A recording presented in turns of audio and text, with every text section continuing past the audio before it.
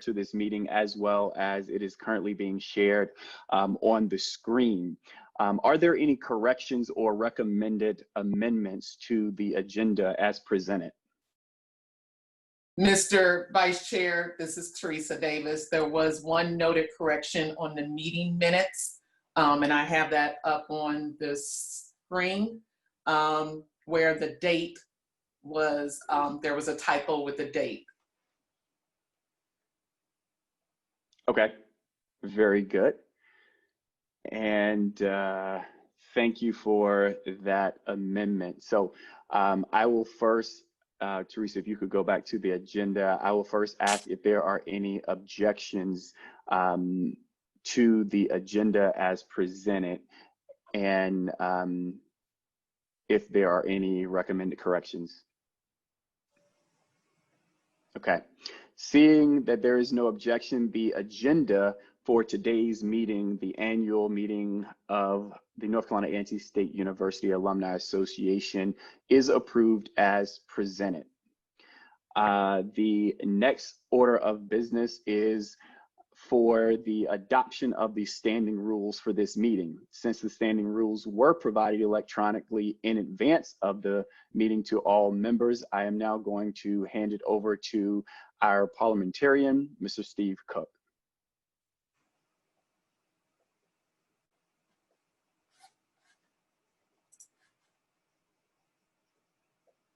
Thank you, Vice Chair. I would like to make a motion that since they have been done electronically, that we move to have them approved by common consent. It has been moved, okay. It has been moved that we approve the adoption of the standing rules by common consent. And on your Zoom screen, the question has been presented. So if you would approve these standing rules by accepting yes or no.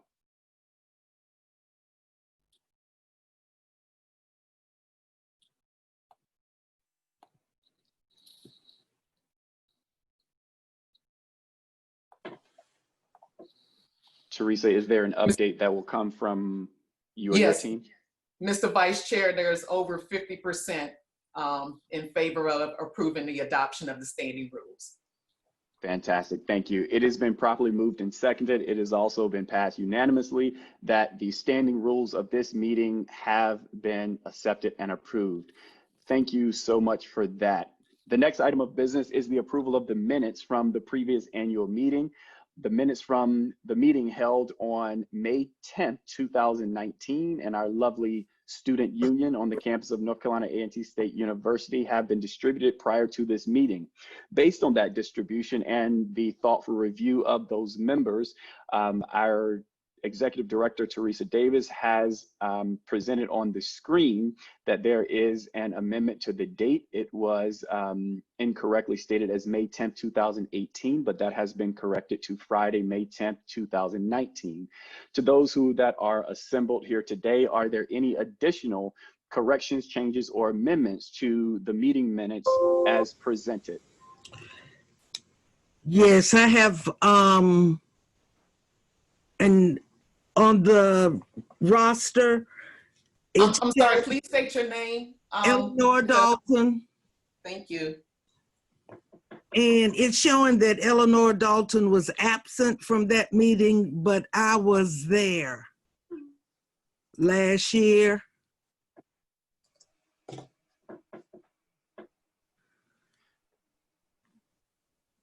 Mr. Vice Chair, the correction has been noted.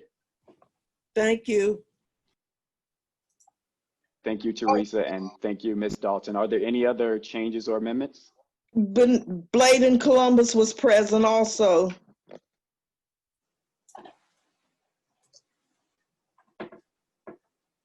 Are you all able to scroll down just to check to make sure we can see those at the bottom?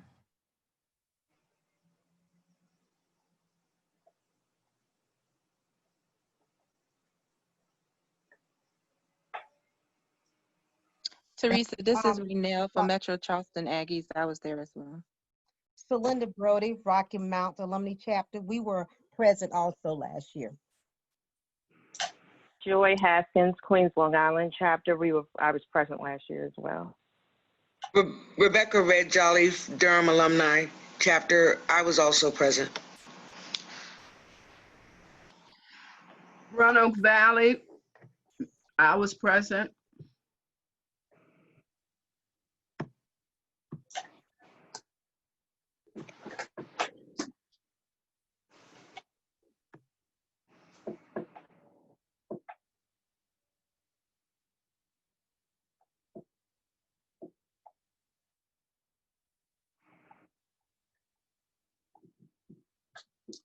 Mr. Chair, all of those corrections have been noted. Thank you so much, Teresa. Our secretary, Mr. Chuck Birch, and our executive director, Teresa Davis, have made and noted the corrections as indicated. If there are no further corrections, the minutes will be and are approved as corrected. We will now continue to follow the agenda as it has been presented. And the next item of business is a university update and presentation given by our very own Dr. Harold Martin, the Chancellor, and followed by Mr. Ken Sigmon, the Vice Chancellor of University Advancement. I am incredibly excited to have both of these gentlemen here to not only talk about updates from the university, but to also talk about some of the changes that are coming by way of the Alumni Association.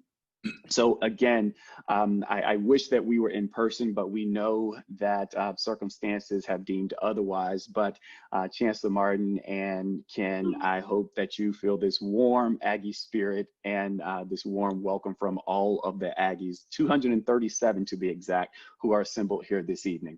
At this time, I'll hand it over to Chancellor Martin. Good evening. Certainly thank you very much, Mr. Kimball and members of the Board of Directors for the National Alumni Association and officers and representatives from each of our chapters throughout America as well. And it's an absolute delight to be with you this evening as we celebrate the closure to another academic year, albeit much more significant challenges throughout this year as we have moved into a level of accommodations for the pandemic. So there's my hope and my wife's hope that we are all remaining safe and healthy throughout this pandemic. I've been asked to share an update on the university, in particular to focus my conversation on how the university has responded as a result of the coronavirus and its impact on our nation as a whole, certainly the world, and certainly the nation as a whole, and ultimately North Carolina. And as a result of transitioning into North Carolina, its impact on the University of North Carolina system. Next slide. The first incidence of the coronavirus in America occurred in the state of Washington back in February and made its way into North Carolina. And the first case was diagnosed here in North Carolina on March 3rd. In late February, following our president and his efforts to begin to start focusing on the coronavirus as a nation, our governor took a very aggressive posture and framed a conversation to begin moving the state of North Carolina to a level of safety and protecting the citizens of North Carolina. And within that framework, left to the Board of Governors and the University of North Carolina president to begin to frame a discussion on how we would then begin to accommodate the University of North Carolina system. We agreed as a university system in concert with the president, began weekly meetings, chancellors of each of the universities with the president of the university system and his senior staff to begin to think about how the university system would respond. There was clarity that each of the universities would not seek to begin to operate independently and make decisions about operational behavior, but instead that we would behave as a university system. And in so doing, the president appointed an advisory committee led by 3 chairs, and I was one of those 3 chairs. And the 3 chairs met on a regular basis to begin to advise the president on how to begin to provide guidance to each of the universities. There were 3 prescriptive memoranda that the advisory committee provided to the president over the course of 2-week intervals to 3-week intervals to guide the University of North Carolina system through the early phases of the pandemic.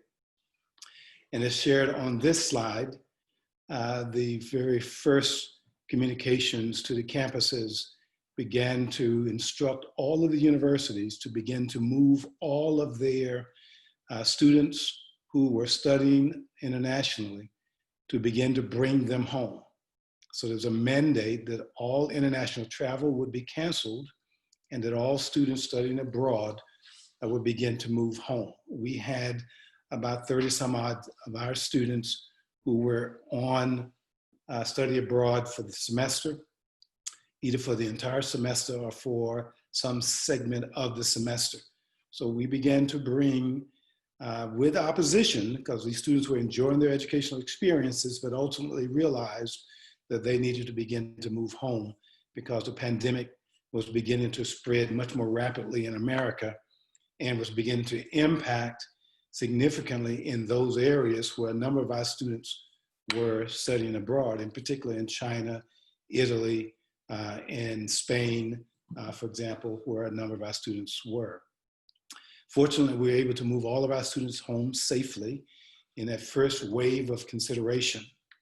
The second communications to each of the campuses began to recognize, as the governor began to push the state of North Carolina to a stay-at-home state. In his early discussions, we felt that the university system should be in concert with the governor's mandate to begin to move the state toward a stay-at-home working circumstance, that we needed to begin to move the universities to a place where all of our instruction was online. So the next, the guidance was instructions to all of the universities to begin to focus on moving all academic programs and courses to be online, and then to begin to move students out of the residence halls and to move them home. As we began to have those discussions at A&T, the communications occurred prior to our spring break, which occurred during the week of March 10th, which is also the week of the MEAC basketball tournament. We took that time anticipating that we were going to be moving all of our programs to be online and moving our students home, that we began to train all of our faculty and invest in the technologies necessary in a consistent way, that all of our courses during spring break would be transitioned to online. And instead of bringing our students back to the university in significant numbers, we would begin to move all of our courses online. And we began a week earlier than the mandate. The mandate suggested all students, all universities should move their courses to online by March 22nd. As indicated here, we moved all of our instruction to online on March 16th. We then began to move all students in the UNC system and all of the campuses home.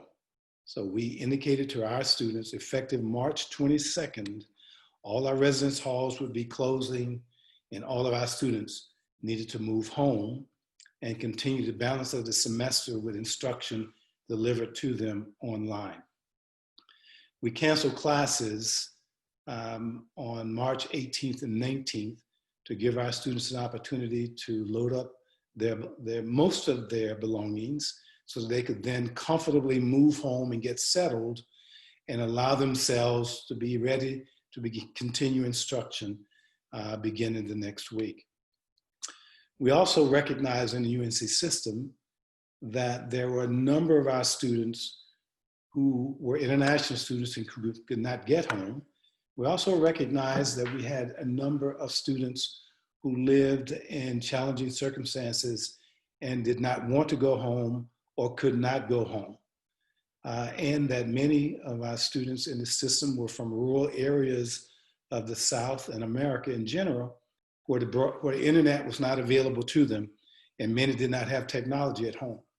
So each university was encouraged to provide an opportunity to provide exceptions to the mandate to go home and accommodate those students on campus. We ultimately accommodated 200 students on our campus, and we moved them all to Aggie Village so that they would all be in a common set of facilities, moved all of our residence halls to closure except the village, and we made all of our services, online services, counseling services, advisement services, as well as all of the dining facilities were moved to takeout only, so that we could accommodate those students who remained on campus and all other students moved home. We also realized that even those students who were remaining on campus and many who were heading home did not have technology, and so we made provisions to provide a host of laptops and technology for students to take home with them and to use while they were on our campus as well. The third instruction was to begin to close our campuses, move our campuses to limited mandatory employees on the campus, as well as to begin to provide provisions for accommodating the students and employees on our campus who were working employees who were part-time.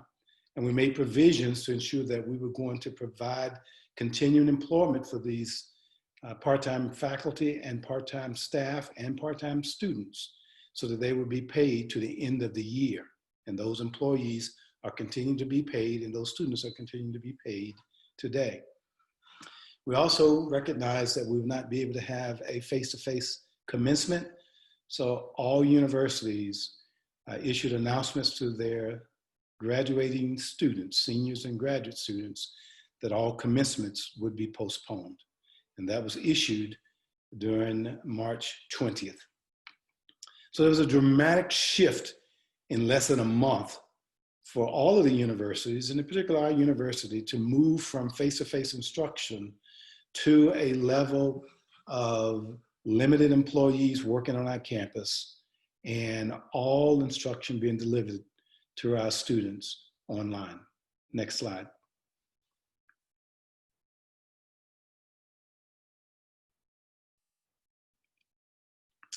So one of the key things I felt was critically important was it was important for us to make sure that we were communicating regularly and often to our faculty and our staff and to our students and to our families. And so we created a website where we posted all communications that we sent out to our campus. As you can see, we sent out significant levels of communications directly to students through email bursts, through social media, and posts to our website. And we also sent these communications to the families of our students as well. We engaged our students and our families through social media and significantly through telephone calls and email responses to a host of questions about the what ifs and how do we ensure that we are protecting our students and the growing concerns, of course, of employees who were still working on the campus as we were transitioning to a mandatory work staff and most of our employees moving to teleworking mode or simply being on leave with pay from our university. There were lots of questions, as you may imagine. And so we elected to host on March 17th a virtual town hall that reacted to nearly 30,000 viewers on Facebook and live Periscope and Twitter so that we could begin to answer more directly, face-to-face and through technology, how we would be accommodating the transitioning of our university, the meeting of the needs of our students, and the accommodations of ongoing instruction and support services to our students. Our students were amongst one of the last group of students to want to leave the university. On March 22nd, when we were ultimately moving our students home, we still had about 90% of our students who occupied our residence halls still in our residence halls. They did not want to go home. They were enjoying the educational experiences on our campus. They wanted to be around their friends and the support services of the faculty and staff of the university. But unfortunately, we had to move them home. And again, we ultimately maintained around 178 students. It dwindled to about 178 students that were accommodated on our campus. We moved our mandatory employees who were attending to the needs of our campus down to about 5% of our total employees, while all other employees were teleworking or on leave with pay from the university. Next slide. Distance learning is a challenge for all students in America. A most significant level of assessment done by an organization evaluated students who were now at home taking courses online. More than 90% realized that they did not like instruction online. They did not. They believed that they were not getting the same quality of instruction. They believed that they were missing out on a lot of the interactions with the faculty, in classroom interactions, with their peers, with their roommates in our residence halls and the like. So we tried to ensure that we were providing a higher level of engagement with our students and with our employees. And so as we began to think more and more about how we make the experiences of our students through distance learning a much more accommodating experience, we also realized that we needed to ensure that we were providing the best technologies, the best tools, and ongoing training of our employees who were providing the support to our faculty to deliver a higher quality level of instruction through online delivery.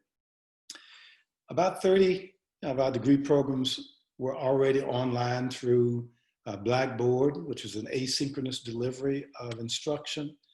Many of the universities, including ours, had to move swiftly to begin to deliver our instruction using Zoom and WebEx and tools similarly. Faculty members taught their classes in a similar way they were teaching face-to-face using Zoom, which meant that many students had to be available during the hour of the course original time delivery.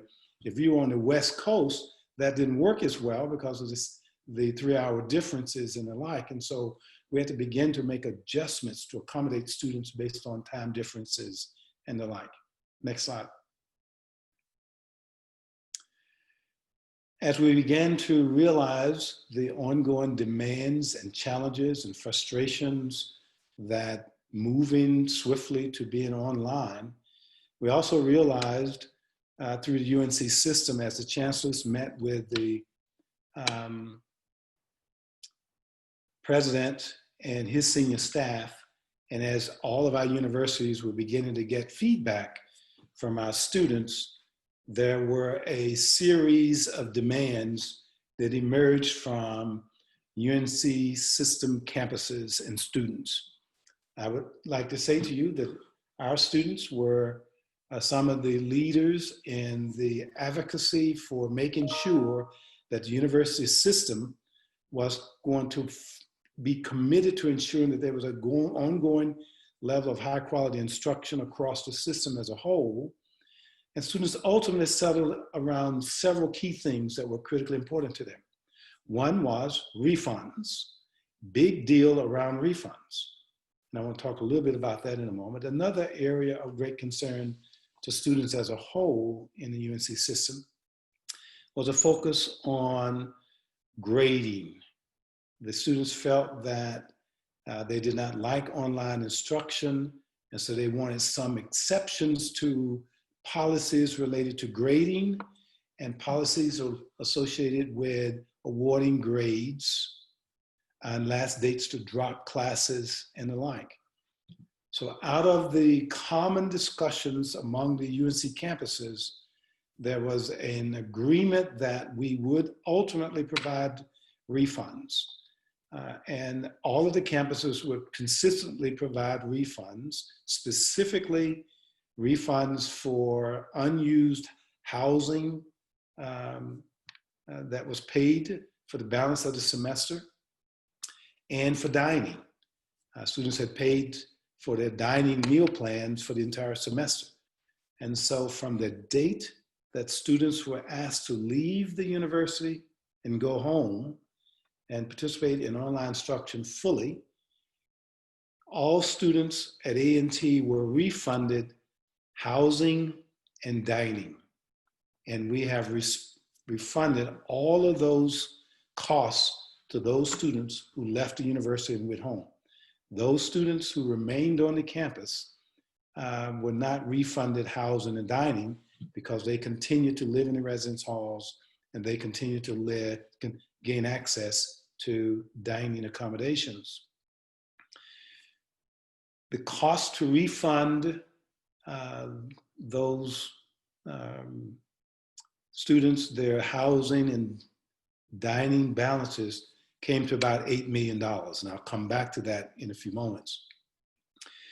All of the universities also agreed to create a pass-fail strategy to allow students, if they realized that they were not doing well in a particular class, but they were doing well enough to get a passing grade, but not well enough to get a letter grade of choice, such as a C or better, but they were getting a D or C minus, for example, they may wish to convert that grade to a pass as opposed to getting a D or a C minus.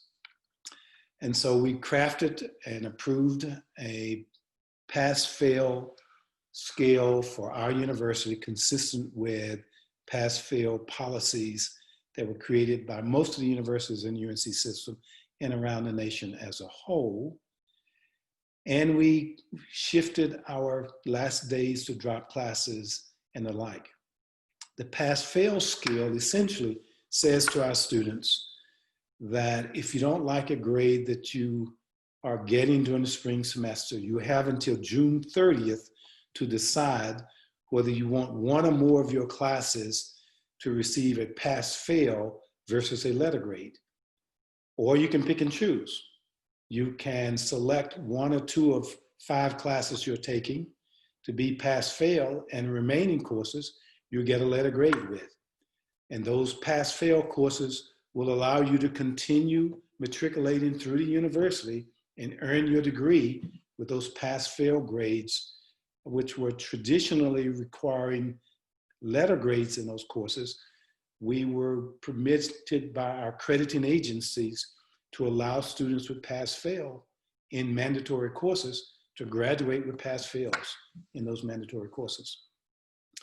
And so at this moment, at the end of the semester, we now have about 25% of all of our students to date who have requested that they be allowed to have pass-fail in one or more of their classes.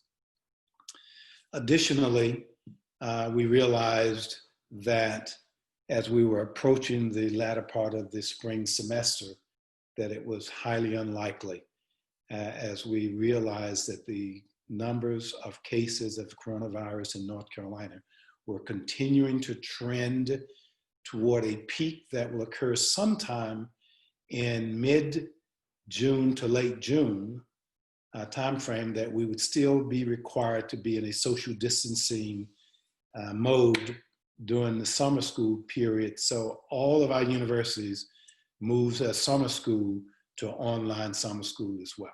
So we're now in the first week of summer session 1 of summer school. We have a record number of students enrolled in summer school, of a little over 5,000, a little about 5,200 students who are currently enrolled in online instruction in summer session 1, 20% more this summer session 1 than we had enrolled in summer session 1 last year. Next slide. A little bit about the students in the residence halls. Again, because students were required to move home, we moved home students officially out of our residence halls beginning officially March 22nd. We maintained 178 students on our campus to the end of the semester. A significant number of these students lived in residence halls off campus. They paid to live in the residence halls, but they did not have housing plans.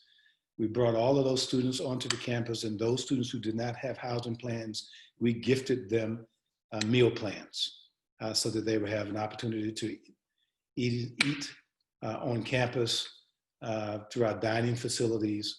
A number of them did not have technology, quality laptops, and most of them were gifted a laptop as well to use on campus in our residence halls as well. A number of the reasons, again, that the students requested to remain on the campus, again, as I indicated earlier, they had the inability to get home. They didn't have money to pay to go home. The inability to travel. The permanent residents, due to travel restrictions, they lacked technology in their communities, in their homes. They had very hostile circumstances in their home environments and felt that they would not be able to go home and study properly and have the kind of safe, nurturing support for them to continue academically. So those students remained on campus for the balance of the semester. Next slide. And again, we provided lots of support for these students who remained on campus, such as cable, internet service, computing facilities, access to kitchen facilities and laundry rooms and things like that. We provided moving services for those students who lived off campus to relocate them to Aggie Village. Again, some of them did not have dining services, so we provided them those dining services. All services were takeout options. We provided a food pantry and helped to keep that food pantry stocked and open so that many students who still remained in Greensboro lived off campus in their own apartments and they needed access to food support. We provided that support for those students. They had to come on campus, go to the food pantry, pick up those things. They needed laptops, and we provided those laptops to them. Some of the students lived in apartments and they didn't have quality internet service. We provided them hotspot technology to take back to their apartments as well. We provided games and support, 24/7 monitoring of the residence halls by security and the like. We provided them PPE equipment, masks and other support equipment, gloves and support for the residence hall students as well. We had zero concerns and complaints from any of our students living in the residence halls during the balance of the semester. Next slide. We also continue to keep our health center open. The health center was a big asset for our university. We have an incredible health center leadership, and the director and the staff there. And the health center continued to provide operations Monday through Friday, 8 to 5 for the students who lived on campus and those who lived in the community. Our counseling center remained open and provided telecounseling services to thousands of our students from 8 to 5 and evening services as needed for anger management and conflict resolution. Many of our students felt lots of anxiety and stress, and the counseling services were available to those students as well. Lots of interactions, advising and counseling to our students were provided in many ways 24/7 through Zoom interactions and the like. And for those who needed PPE equipment and support and services, those were provided to them as well. Next slide.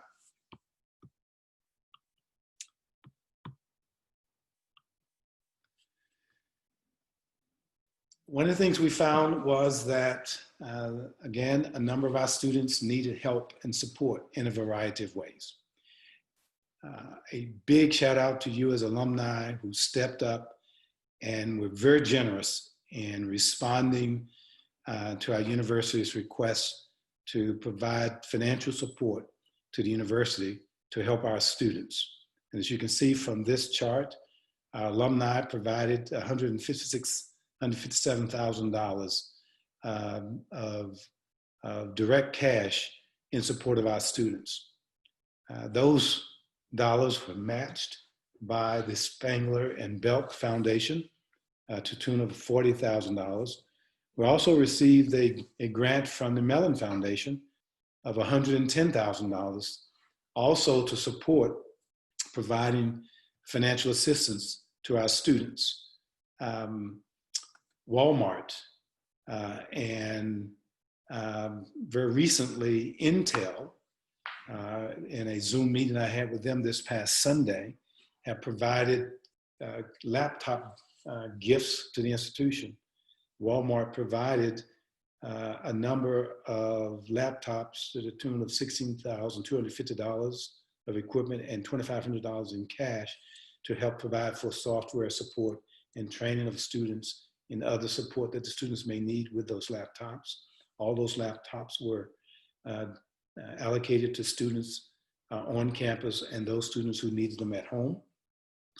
Truist Bank, the bank merger of SunTrust and BB&T, also gifted $2,500 from the foundation, of which I'm a board member, to our university to support athletics.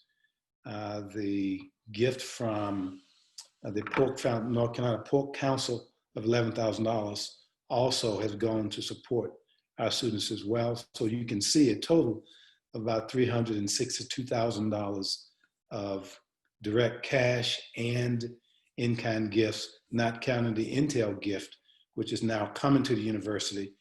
Will be 15 new laptops from Intel, which will go to support athletics and ensure that our student athletes continue to do well.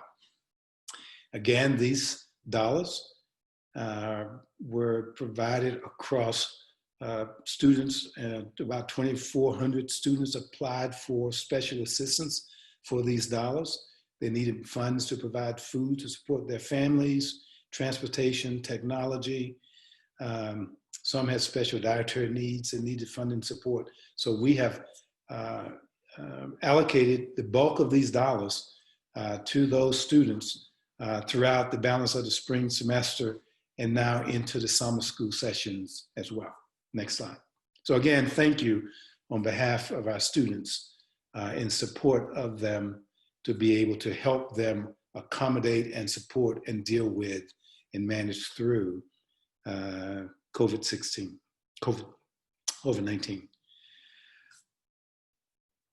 One of the things that was critical for us as a university, as with all of the universities, was a quick pivot of the university, not only to move our students off campus and home, all of our degree programs and courses online, but we also had to begin to work with our employees to move our employees safely home while moving through our emergency plans so that we could ensure that we were protecting our employees and their families as well. So as you can see, as of March 23rd from this chart, we have a total of 1,974 employees. About 81% of our employees what we identify as employees who immediately began to move toward teleworking and administrative leave. And we moved from that percentage of 81% of our employees on leave on March 23rd.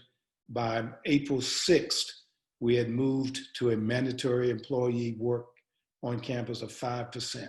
So only about 5% of our employees were coming to work every day to meet the growing needs of our campus, managing the farm and feeding our farm animals and making sure that our research laboratories and equipment were maintained and supported, that our grounds and facilities were maintained.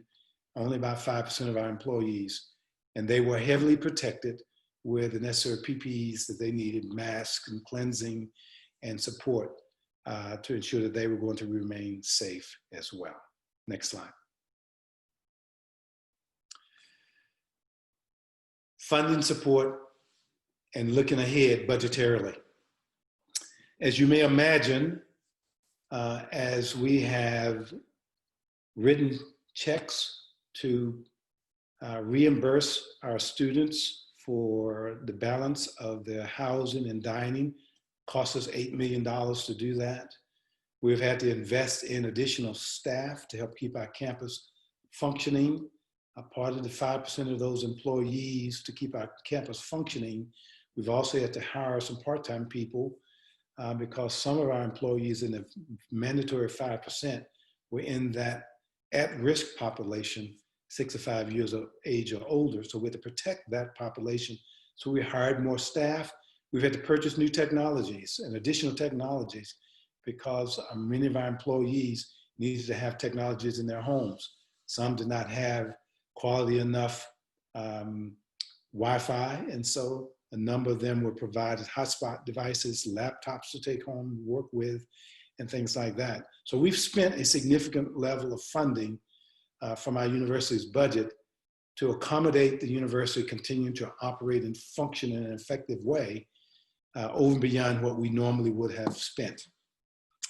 We are also expecting that we are going to see major budget cuts arriving at our university because the state of North Carolina has seen revenue shortfalls in its funds as well. Sales taxes because businesses have closed, and taxes, personal taxes have dropped significantly as well. So we can anticipate as we move to July 1st and begin to expect a budget for this next year, that we can expect somewhere between a 5 and 10% budget reduction for our university and the university system as a whole. That's a big deal. Every 5% budget reduction is about a $5 million reduction to our state budget. So I've managed a conversation with our senior staff, and we're now making contingency plans to reduce our budget with contingencies of 5%, 10%, and 15%. That means we are holding vacant positions. We are not spending and allocating all of our funds. We're moving some funds into reserves just in case we have to cut those budgets effective July 1st. Fortunately for us, the CARES Act passed Congress. The $3 trillion CARES Act passed Congress, and the president signed that act.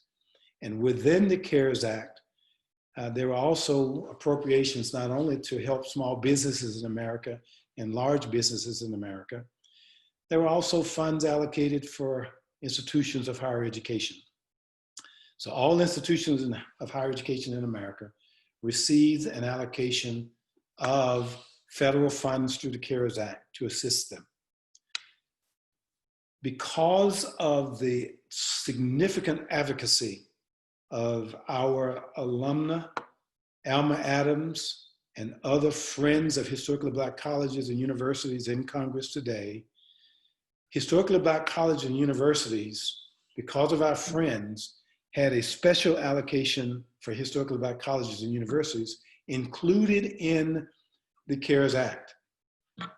And because we're the largest historically Black college and university in America, and the funds are allocated based on enrollment, we received a fairly substantial portion of those funds for historically Black colleges and universities and institutions of higher education in America. This chart summarizes for you the Title III dollars and CARES Act dollars we will receive as new dollars out of the CARES Act. We received $28.8 million from the CARES Act. We haven't received it yet, but we will receive it very shortly.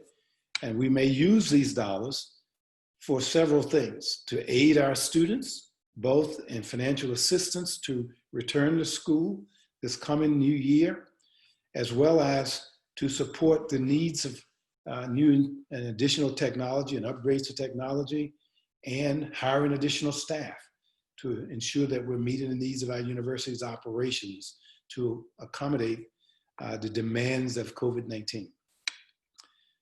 We also received $0.05 million as an emergency relief fund, specifically to support relief to our students. This $7.05 million is a direct reimbursement to our students. We have already reimbursed or given to us. It's not a reimbursement, it was an allocation to students as a relief fund. We have provided every student who qualifies for these funds, ranging from $250 to $900, and based on their need. If you are a Pell student, which means you have the highest need because of being as a low-income student, you got as much as $900. If you were a student that did not have as high a needs as a Pell student, you got $500, down to $250.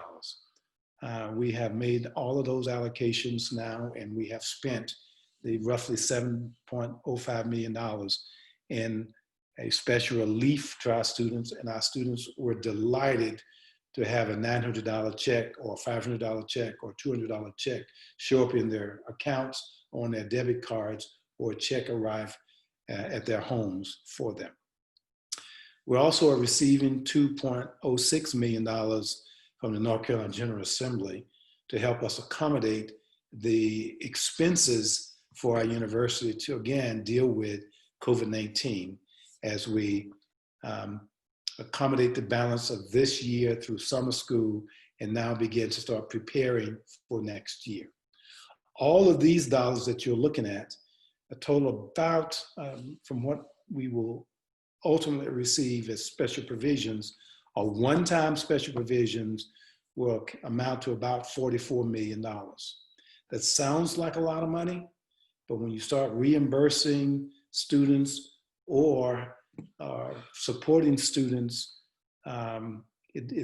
you quickly spend $7 million to help students with their needs or to reimburse students. Remember, for the balance of dining and housing was $8 million of cost to our university. So let me start turning our attention to how we see our university moving forward for fall 2020. Next slide.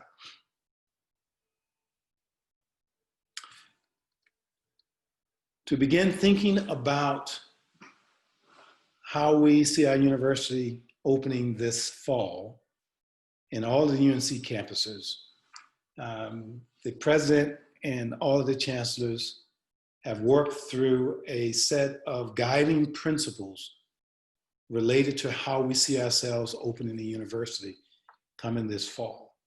And as I've communicated, as all of the chancellors have communicated to their respective constituencies, their faculty, their staff, their students, and their alums, we will see ourselves opening our university come fall 2020. We're now planning and we'll begin to start communicating what that really means for our university. I have formed a steering committee of representatives from across our university and a number of working groups who are looking at every aspect of our university, from athletics to communications to faculty and staff, offering programs to registering our students, enrolling students on our campus.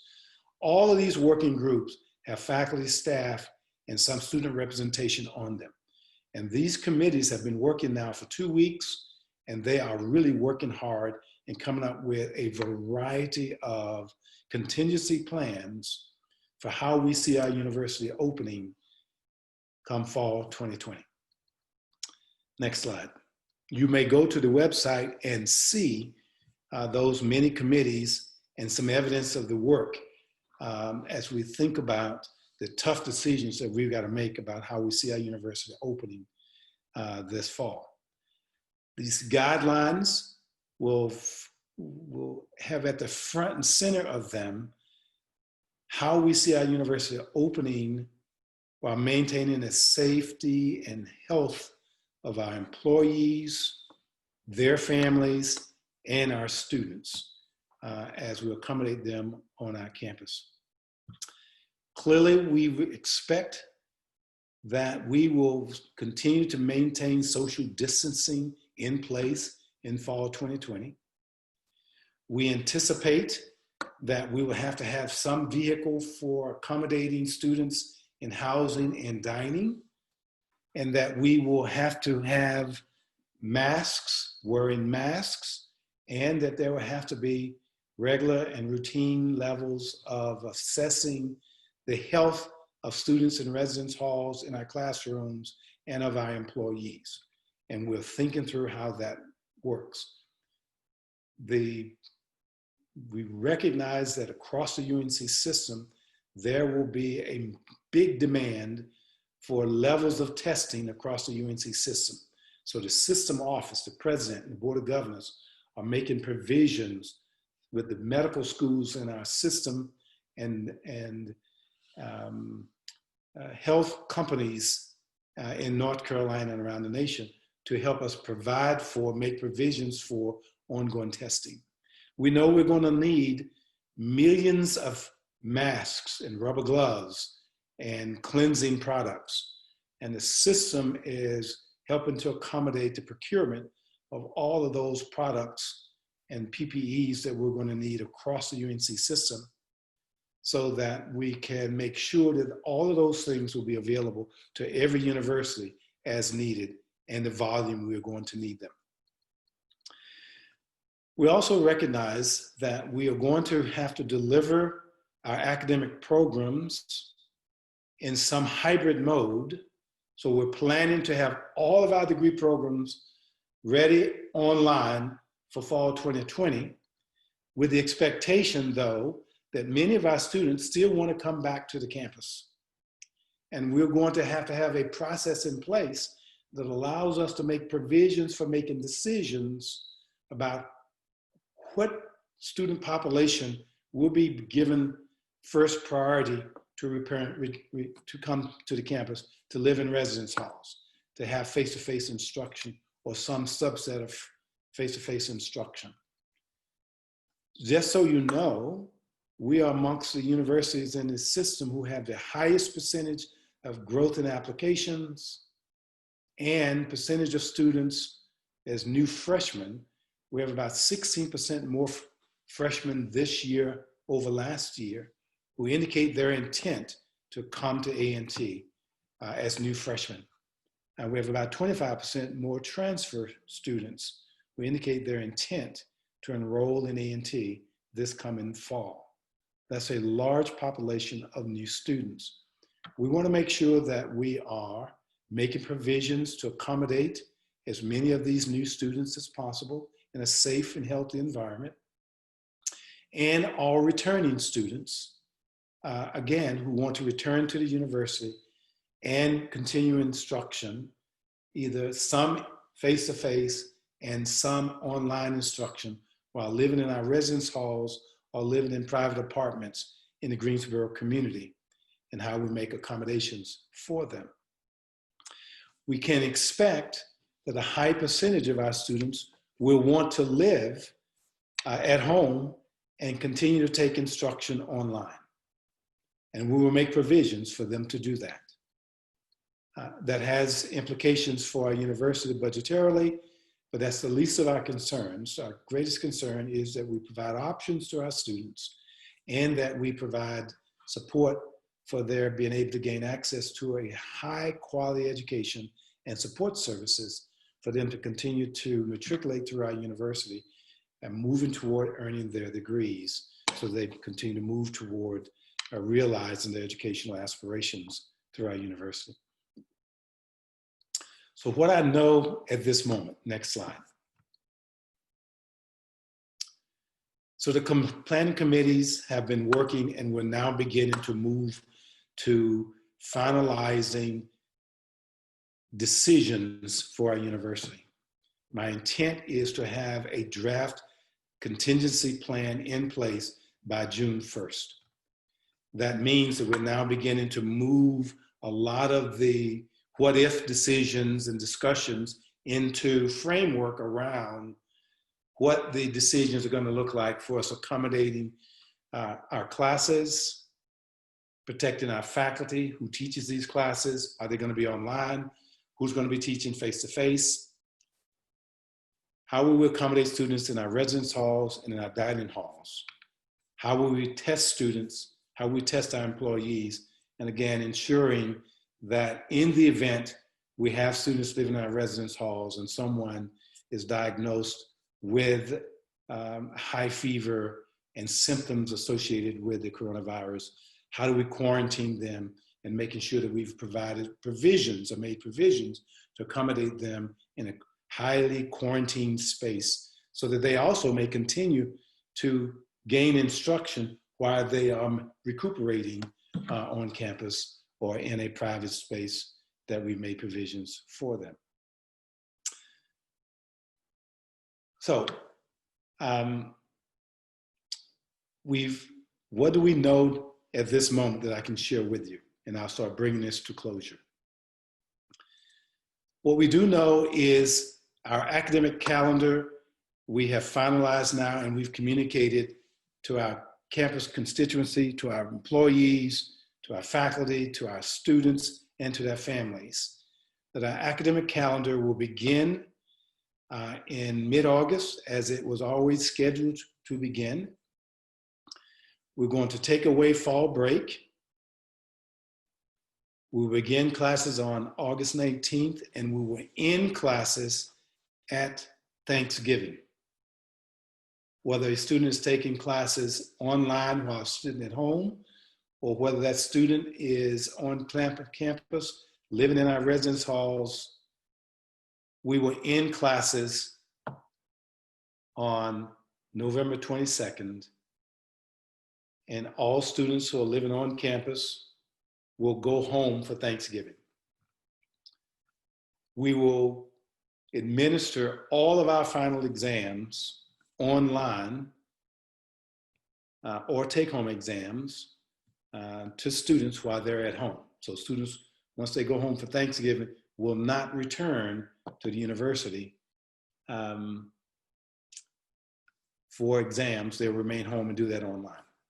Most of the universities in the UNC system and many universities around America have adopted a similar academic calendar as the one we have now adopted and dispersed to our campus.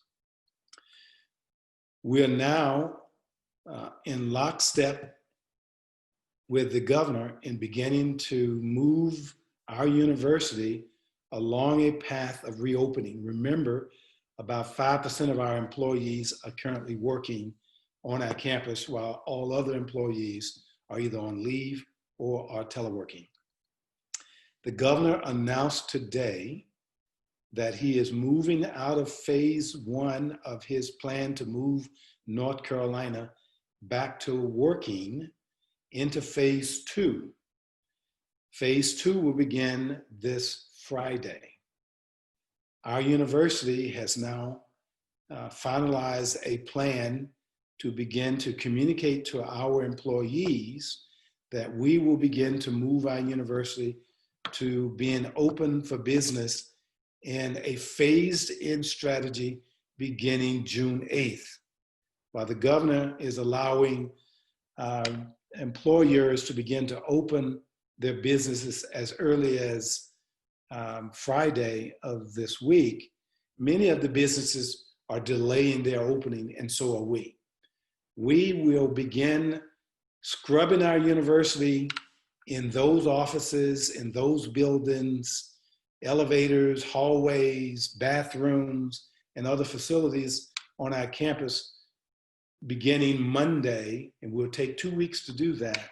And we will begin to open select offices on our campus so that we'll begin to start moving those select offices, about 10 of them, to open mode that are more critical to accommodating students getting financial aid, students registering and beginning to register for classes, getting academic advisement, and support services for preparing to accommodate the needs of our students and accommodating questions of families whose children are new to the university, so that we begin to ensure that we are advising, registering them for classes, and preparing those students for the decisions they will make to either come back to the university, to begin their academic careers, or return to the university as an upperclassman to the university. We begin that conversation very shortly. And we'll begin to communicate that very shortly. The governor is expected to move into phase 3, and our contingency plans will allow us to move along the curve with the governor's reopening the state even more so, beginning in July in phase 3. We too will move into phase 3 of the governor's reopening North Carolina by opening our university with our plans to begin to open more offices in July.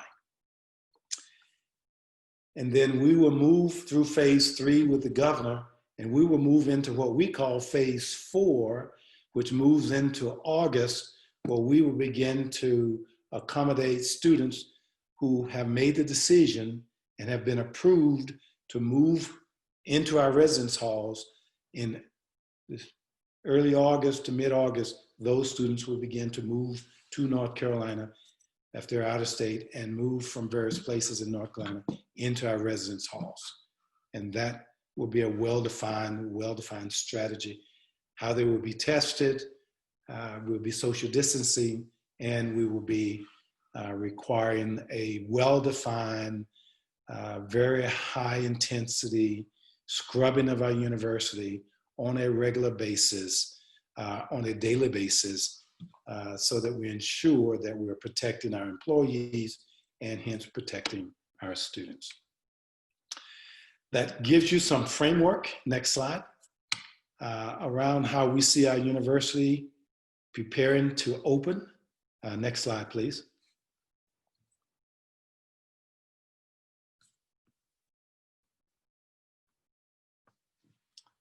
So that's how we see our university opening.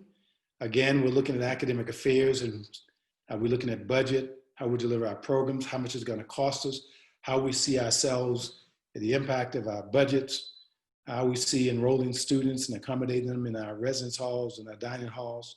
We're also looking at athletics, and I'll make a comment or two about athletics. If someone could send me some indication of how much time I've got so I can begin to bring this to closure. Let me talk a little bit about athletics, because there's a lot of conversation and inquiry about athletics. The governor will not impose restrictions on athletics, nor will the president. And we're not anticipating those decisions coming from the governor, the president, nor the governor. We're anticipating that the president, in all of our discussions with him, leaving the decisions about athletics to the NCAA and the conference boards of directors and the chancellors and presidents, as chancellors in this instance, of the respective universities in the UNC system. And so we are getting guidance from the NCAA, and they are sending out instructions at this moment. And we are beginning to see more and more discussions coming out of the MEAC, as well as the Big South. We are listening to both boards, and my AD and I are attending the meetings of both the athletic directors of the MEAC and athletic directors of the Big South. And I am attending the board of directors meetings of the MEAC as well as of the Big South. So we're getting a wide swath of information so that we are ensuring that we're doing what's best for our athletics programs as well. The challenge here is that every state is going to be opening differently. And the NCAA rules say that you must have your student athletes in training and conditioning and practice for a certain number of weeks before their first game. And so the rules are going to focus on two things primarily at this moment. One focuses on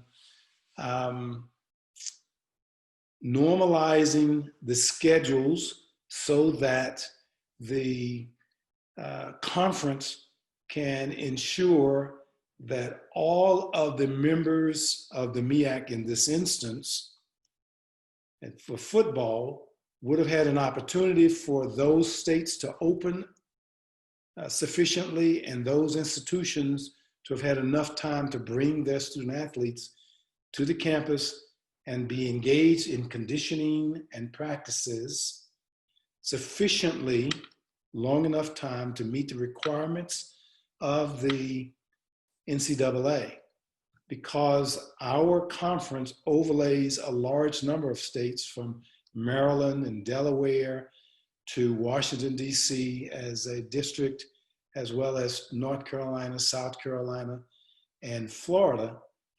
Our states are going to open in varying levels and times. And so it may be that the MEAC may not open the football season officially until mid-September, because that then will allow all of the states to have opened and all of the universities to have given their athletics teams enough time to have met the requirements of the NCAA for practices and conditioning. Which means that if we have football this fall, which is highly likely, we may not have it for only conference games. We may not be able to play the early beginning of the season non-conference games because those games occur early in the season, and because of the varying times states open and teams have an opportunity to have practices and conditioning in time, many of us may not be able to prepare for, condition our players, and have them ready to play those early games, so we may have to cancel those games. So the only games we may be able to play, and we're working through the nuances of those at this moment, will be the conference games. Secondly is, and I'm being texted here, so let me make sure I can answer this one last, I've got 5 minutes, let me bring this to closure. The other thing that we are being required to think through is the social distancing in our athletics facilities. So let me define what that means. So let's envision you're sitting in Aggie Stadium. To social distance in Aggie Stadium, the athletics committee is looking at how far apart on a row of seats in the stadium can we sit fans in the stands, and how many rows apart can we seat fans per row. And so if you've got to have at least one or possibly 2 rows of distance between rows of fans in the stands, and you've got to have at least 2 to 3 seats between fans in the stands to accommodate social distancing, that significantly restricts the number of tickets you can possibly sell to accommodate social distancing. And for Aggie Stadium of about 20,000 seats to 23,000 seats at maximum capacity, we overload at homecoming and the central game to about 25,000. But for legitimate social distancing, we think we're going to be in the 5,000 to 6,000 seat capacity for social distancing. And you start thinking about then how you accommodate or disperse those 6,000 tickets to donors, to paying customers, to students who pay athletics fee, who are in the residence halls and are paying athletics fees, and to visiting teams, means that you are going to be severely restricted to how those tickets are going to be dispersed. So we're working through those strategies. to accommodate what social distancing may look like in our athletic events, in particular football.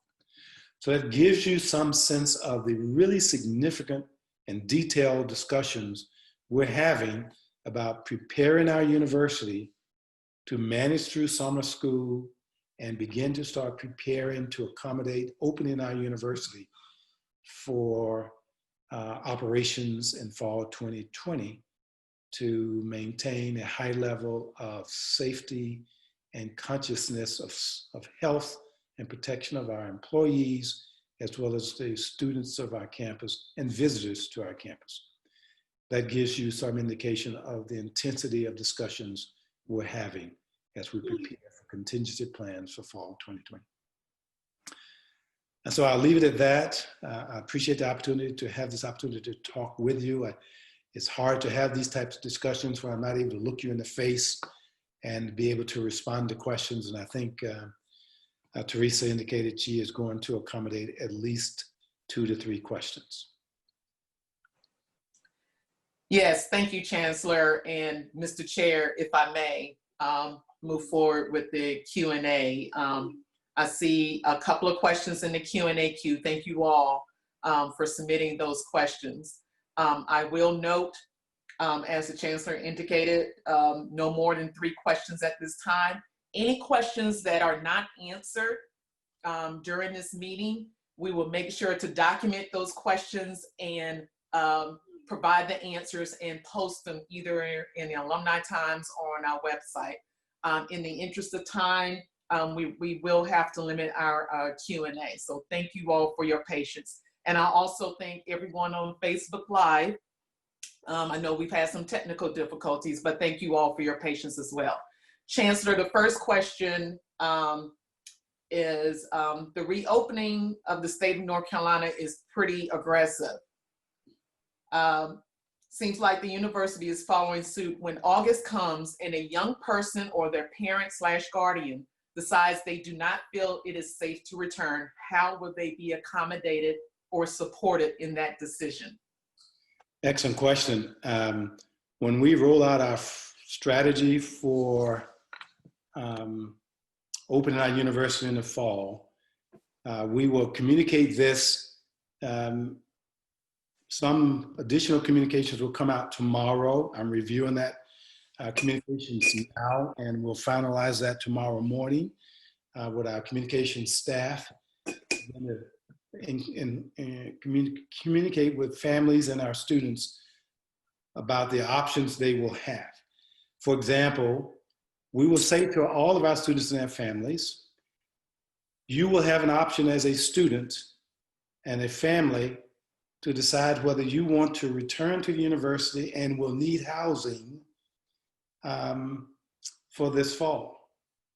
If you prefer to return to the university and be immersed in a campus environment with the social distancing and restrictions imposed by COVID-19, you need to apply for housing and an exception so that we will review your application and give special circumstances for students who need to live on campus.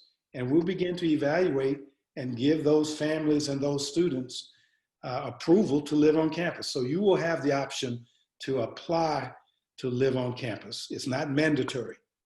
All other students and their families who say they would prefer to remain home and enroll in their classes and continue their education fully online, that will be fully acceptable, totally up to that family. Those students who elect to remain home will pay an online tuition only and no fees.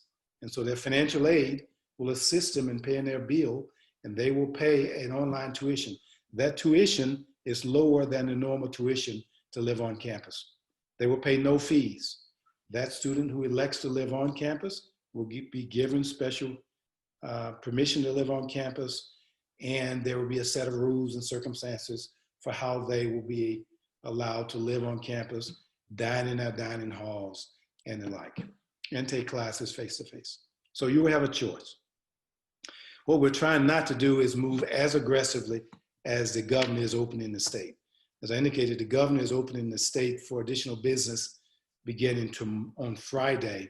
We are delaying and opening slower beginning in early June, with only a modest number of our offices opening for business, with a very limited staff, by the way, in those offices that will be opening beginning in early June, June 8th. Okay, 2 more questions, Chancellor. How will GPAs be impacted with the pass-fail? How will GPA be impacted with the pass-fail? Yes.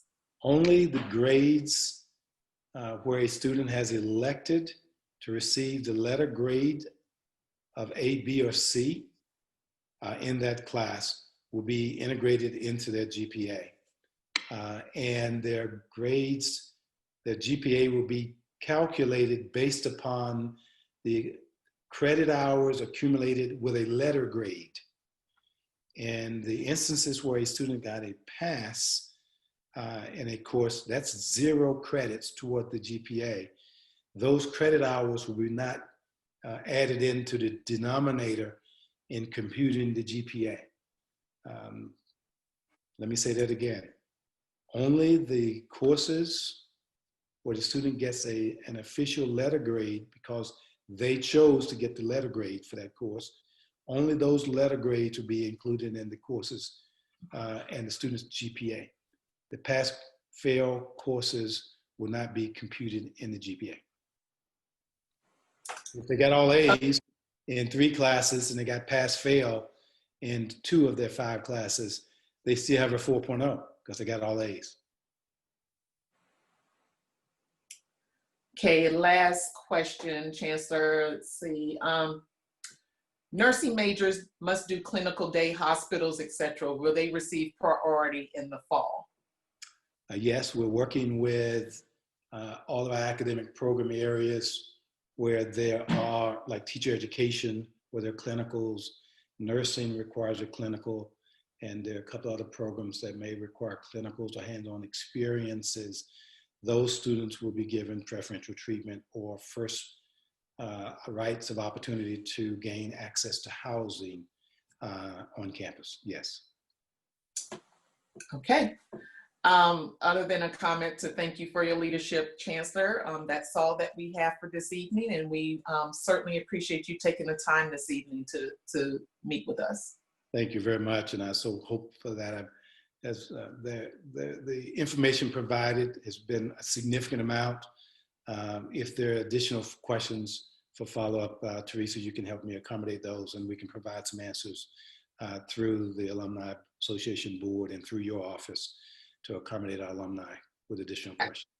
Absolutely. Thank you. Thank you. Mr. Chair?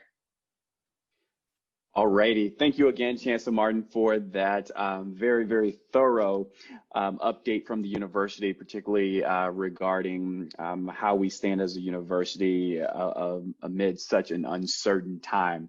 But as Teresa said, I would echo her, and we greatly appreciate your outstanding leadership in all that you do for not only the institution, but our main constituents, our students, as well as our alums.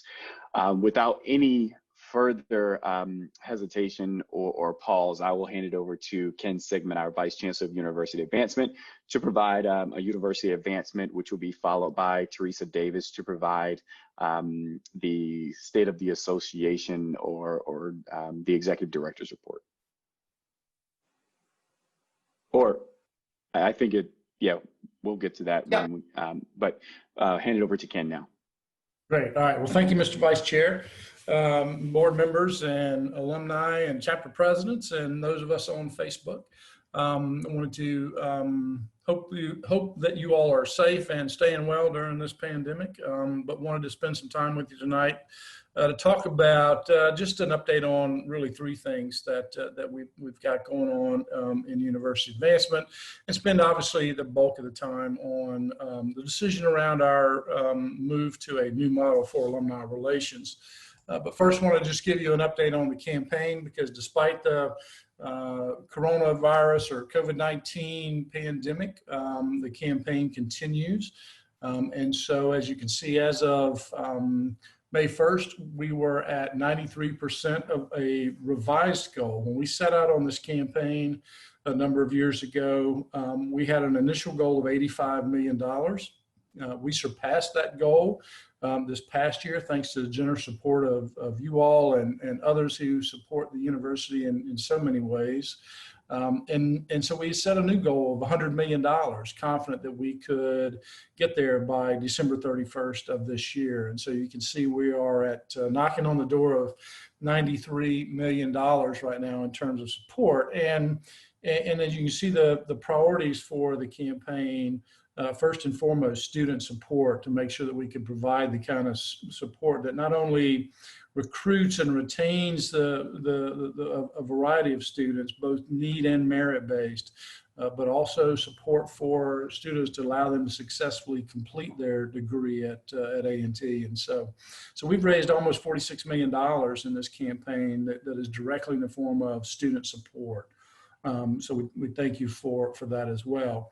And an offshoot of that is, as you know, endowments are very critical to universities for the long term, and endowment has been a priority of this campaign as well. And we have secured over 230 new endowed scholarship funds, which is more than double the number that we started with prior to the start of the campaign. And the beauty of that is that supports more than just 233 students, because many of those funds support multiple scholarship awards. So those are not only new dollars that we have available to award, but also to that many more students. And so that brings our total to over 430 now endowed scholarship funds. We also have secured 6 new chairs and professorships, because those are obviously one of the 4 sort of pillars of any institution, which brings our total to 22 now as an institution. And over 20,000 of our alumni have made a gift during the period of the campaign. That's 33% of our alumni body. And so people have responded very well, and we certainly have appreciated that. From this point on, we're obviously going to still continue to be focusing on those mid to upper level major and planned gifts to help get us to the 100 million, as well as opportunity for everybody through our annual giving program to make a difference. And so with that end date of December 31st coming up, I certainly encourage you, if you haven't found your passion at A&T and made an investment, to do that by December 31st. If you want to be counted in the campaign. And so we want to thank everybody again who's helped us get to this point.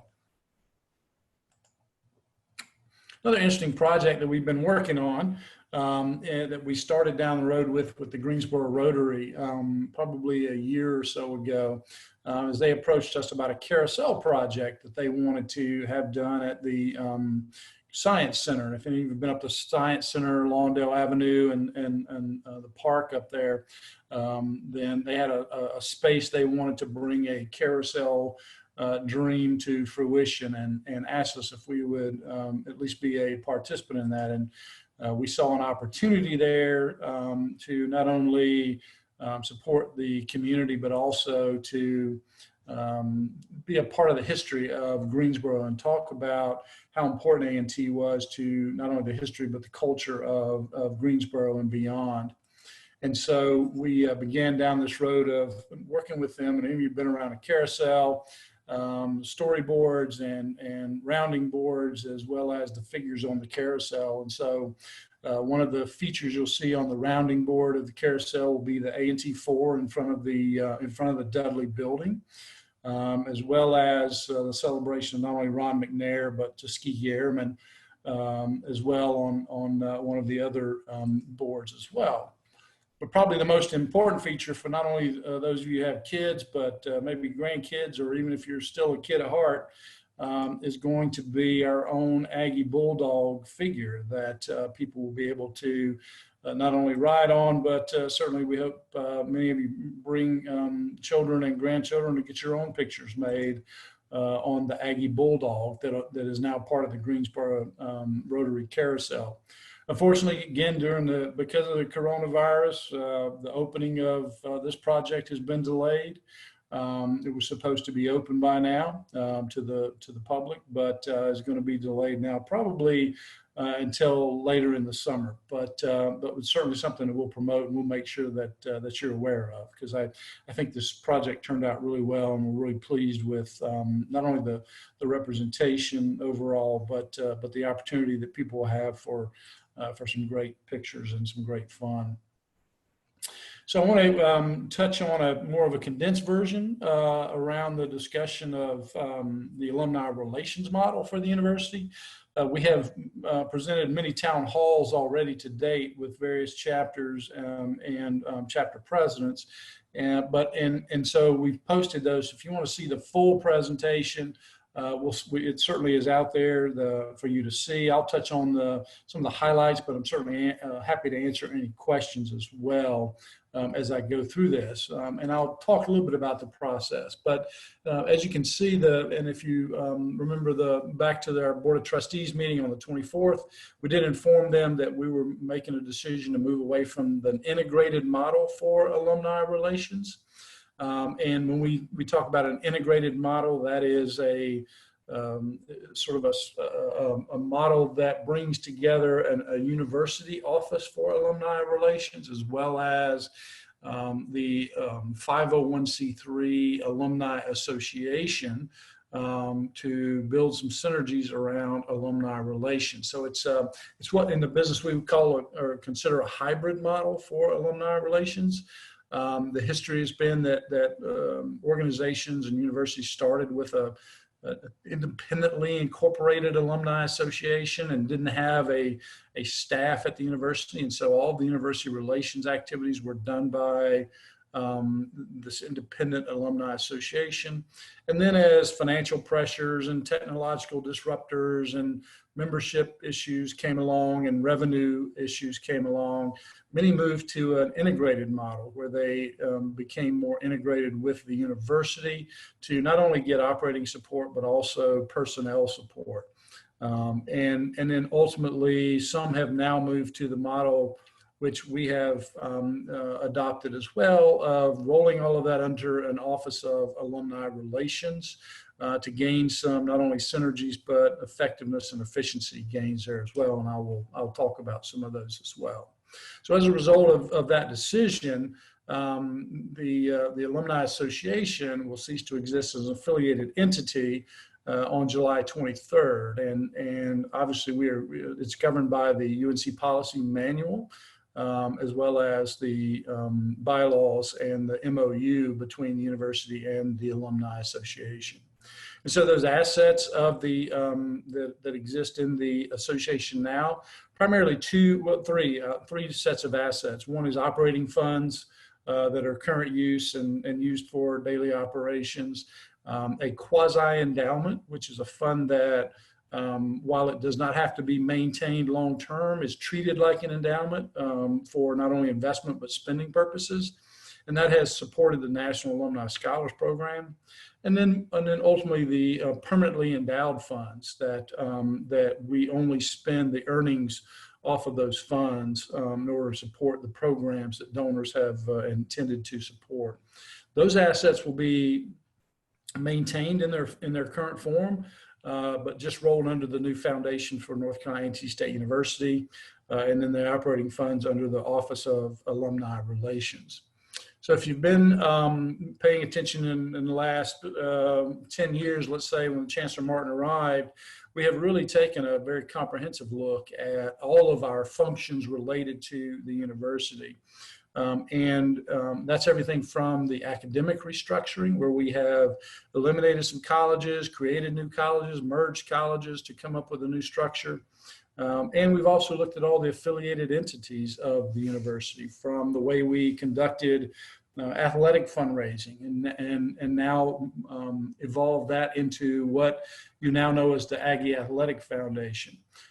we have created the new foundation for North Carolina State University, the Philanthropic Foundation, and converted the old one into a real estate foundation to now assist us with the real estate needs of the university, as well as an investment foundation that takes the assets of each of the affiliated entities and allows us to commingle those for investment purposes and gain some efficiencies there by getting more consistent returns, getting access to better managers, getting access to lower fees, and better platforms as well. And so by merging our assets, we've been able to successfully grow the endowment of the university to over $80 million now by combining those assets and investing and spending those wisely.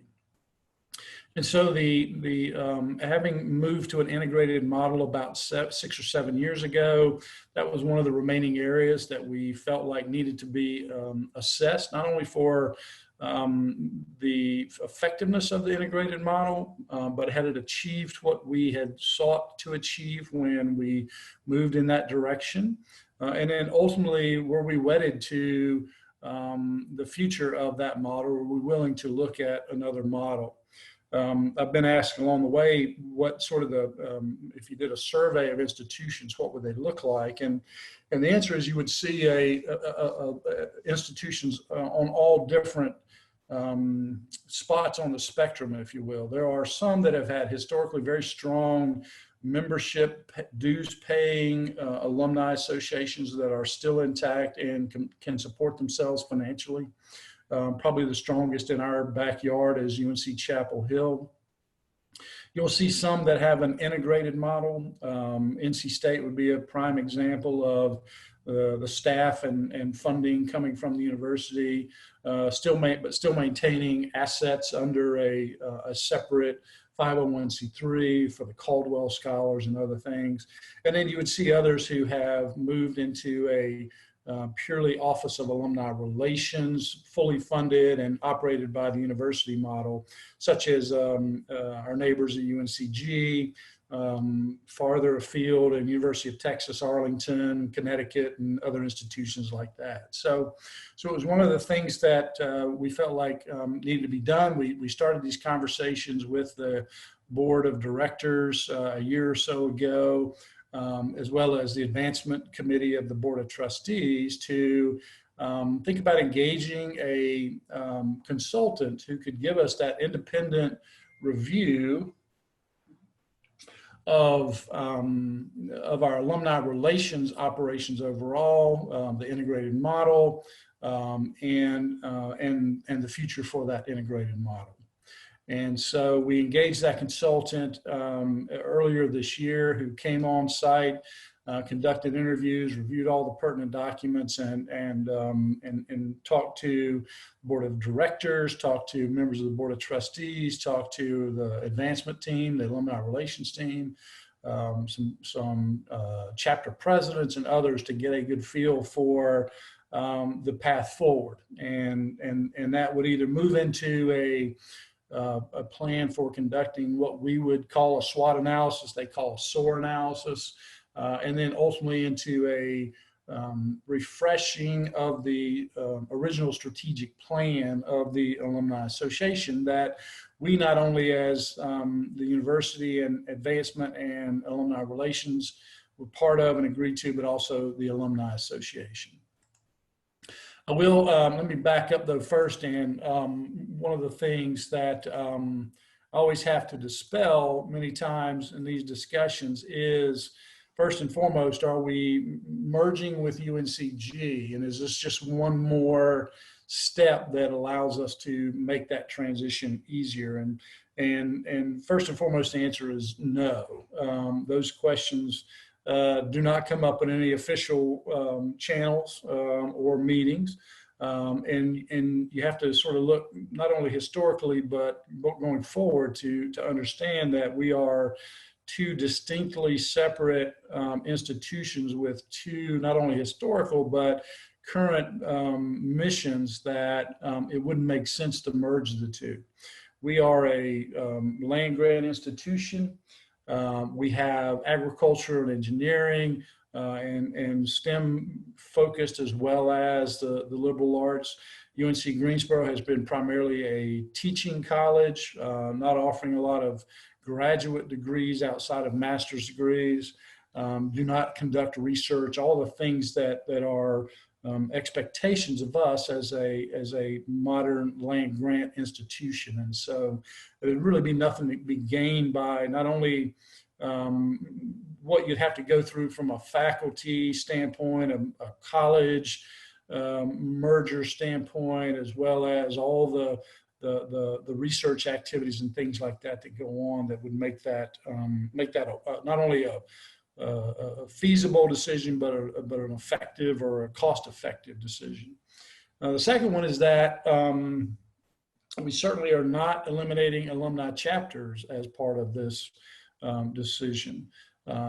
This is obviously a decision around alumni relations overall. So if you think about the umbrella of alumni relations, that does involve and has involved the board of directors of the association, as well as the Office of Alumni Relations. So we're always going to be in the business of alumni relations, because you all as alumni and our chapters and affinity groups are at the heart of what we do, and the whole reason we have an Office of Alumni Relations, to make sure that not only maintain a connection to each other, but that you have a connection back to the institution as well. And then the last myth is that alumni will not have some say or role in this model going forward. Again, I'll talk a little bit more about it as we talk about the advisory council, but this will be a process that will include a call for nominations, and all the seats will be for alumni on the advisory council. And so as the consultant went through the work that he did and interviewed everyone, he came out of there with some real strong observations and recommendations. And so after reviewing the report with the Chancellor in March, he directed us to assemble an ad hoc committee, because he wanted the decision to be made by a group of well-informed, well-engaged alumni who had a lot of prior experience in the areas that support alumni relations, whether it's from the board of directors, past national presidents, the other affiliated entities, the board of trustees, chapter presidents, and others, to make sure that it was not only a well-informed decision, but it had a diverse set of perspectives, and that there was a good deal of deliberation on what would be the best path forward for us. And out of the recommendations of the consultant, they certainly range from everything from maintaining the status quo to eliminating the Alumni Association. However, what really came out of it was the fact that there was still a lot of confusion over the integrated model and what that meant, and what were the outcomes, and who had various roles and responsibilities. And so the ad hoc committee felt like the best decision would be to take the best path forward for removing that confusion around the integrated model, but not simply removing a role that the Alumni Association had played in an advisory capacity around alumni relations. But in order to do that, the best way to gain the effectiveness and efficiency that was desired, as well as the synergies and removing that confusion, was to move forward with the dissolution of the integrated model, and then to roll those responsibilities up under the Office of Alumni Relations, but advised by a council made up of at least 15 members, as you see to the left. And so on the right, you see the org chart. And so Teresa Davis serves as not only the Associate Vice Chancellor for Alumni Relations, but also as the Executive Director for the Alumni Association. The staff underneath that are all university employees, not only doing the business of the institution and the association, but the programming for chapters and alumni, and as well as the communications. And so that committee would be a non-governing and non-fiduciary board.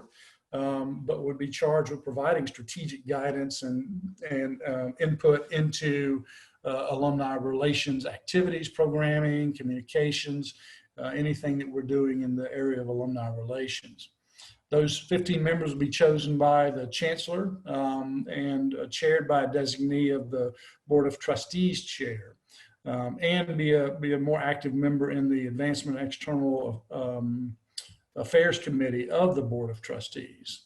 Those members will serve a 2-year term, and they will participate in quarterly meetings. In terms of criteria, we felt that it was very important to have the gender and geographic and generational diversity as part of this group, because of the fact that we wanted it to represent the entire spectrum of our alumni body and bring all of those into to the discussions and the input, as well as, number one, being an alumnus of the university, because this is all about alumni relations.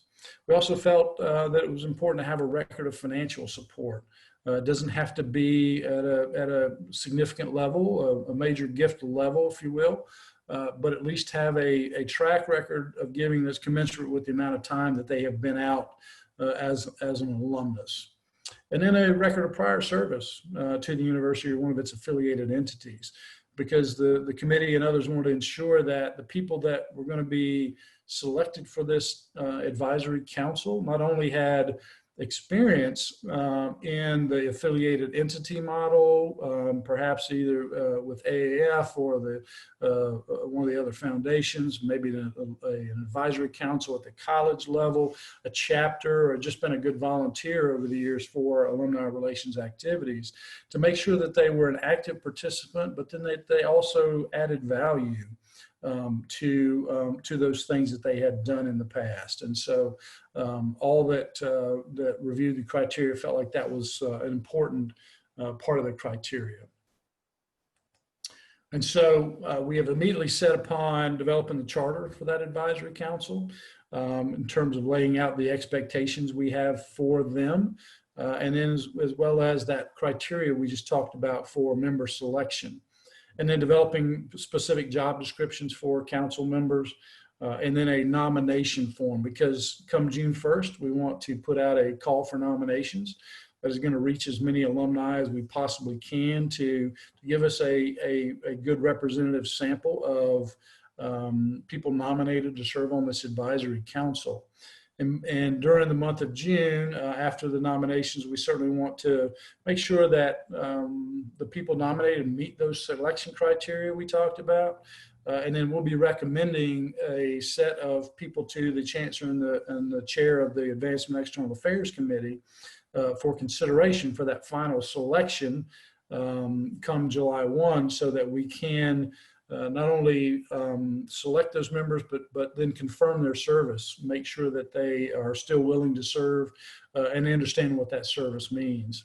And then have that group announced by July 23rd, so there's no gap between the dissolution of the relationship with the association and then moving into the advisory council. And as I said earlier, they'll be meeting quarterly. And so the first quarterly meeting in September, we'll be expecting that group to begin working in earnest on not only assessing the needs in terms of alumni relations. So identifying through some focus groups and surveying instruments and others, what are the real needs we have and you have as an alumnus in connecting with the university, but then developing the programs that may help us fill that gap. And we have already a list of about a dozen things, but we'll certainly want to consider a lot of other ones too as we think about new ways for you to connect to the institution and for us to connect with you all as alumni. And then setting some very strategic goals for the outcomes we want from that in terms of those new programs, and what do we want to accomplish with those? Do we want to see growth in chapters? Do we want to see growth in membership? Do we want to see growth in engagement? Do we want to see growth in people involved in various programs or communication channels? And then assisting with the development of all of those, excuse me, new programs or activities and communications.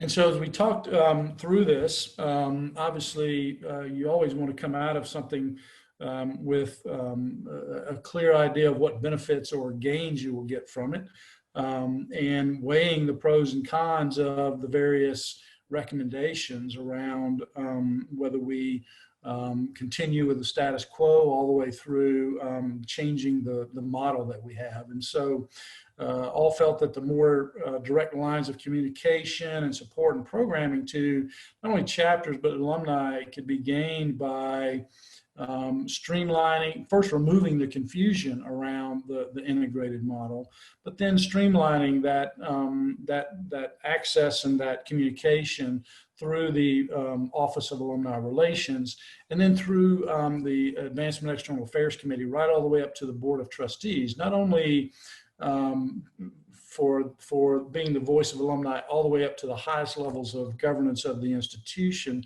but back down as well. And then also in concert with the other affiliated entities of the university, not only for that consistency and clarity, but also to make sure that everyone has their lane in terms of fundraising, alumni relations, donor relations, stewardship, but everyone was delivering on their piece of the bigger puzzle around university advancement. I serve as a liaison to that committee, and they all have a role in that committee. We've already talked about removing the confusion around the roles and responsibilities. When you think about your relationship to the alumni, is either through the association or alumni relations. There was an awful lot of confusion on where the relationship needed to rest and what roles and responsibilities each had.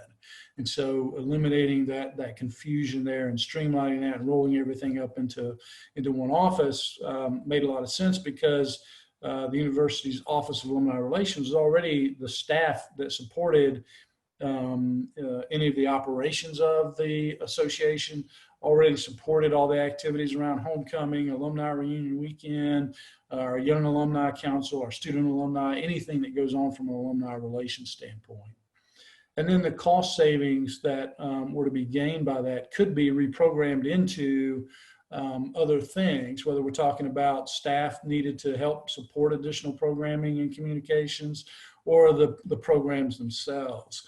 And so when you think about a separate organization, there are costs involved of running that organization, from the cost of travel and meetings to legal counsel, insurance, audits, all of those kind of things. And so those costs can sometimes be significant, but could be redirected into more direct programming for you all as our alumni.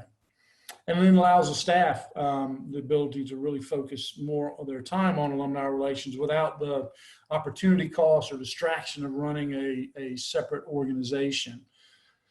And then gives us the ability to expand into welcoming all alumni into the Aggie family. I mentioned the word disruptor earlier. One of the biggest disruptors for independent alumni associations has been the pocket computer that we all carry around with us every day, and the platforms that have developed out of that, and whether it's Facebook, LinkedIn, others out there, that people can now connect in ways that they couldn't before, and they can do it when they want to and how they want to. And so this gives us an opportunity to not only connect with them in those ways, but also offer up connections to other groups. We've seen the significant rise of groups like the Ladies of A&T and Aggie Gents and some other affinity groups. And those affinity groups will only continue to grow, because we not only want alumni to connect with their geographical chapter, but they may also want to connect with alumni who work with the same company or work in the same industry for networking and career enhancement.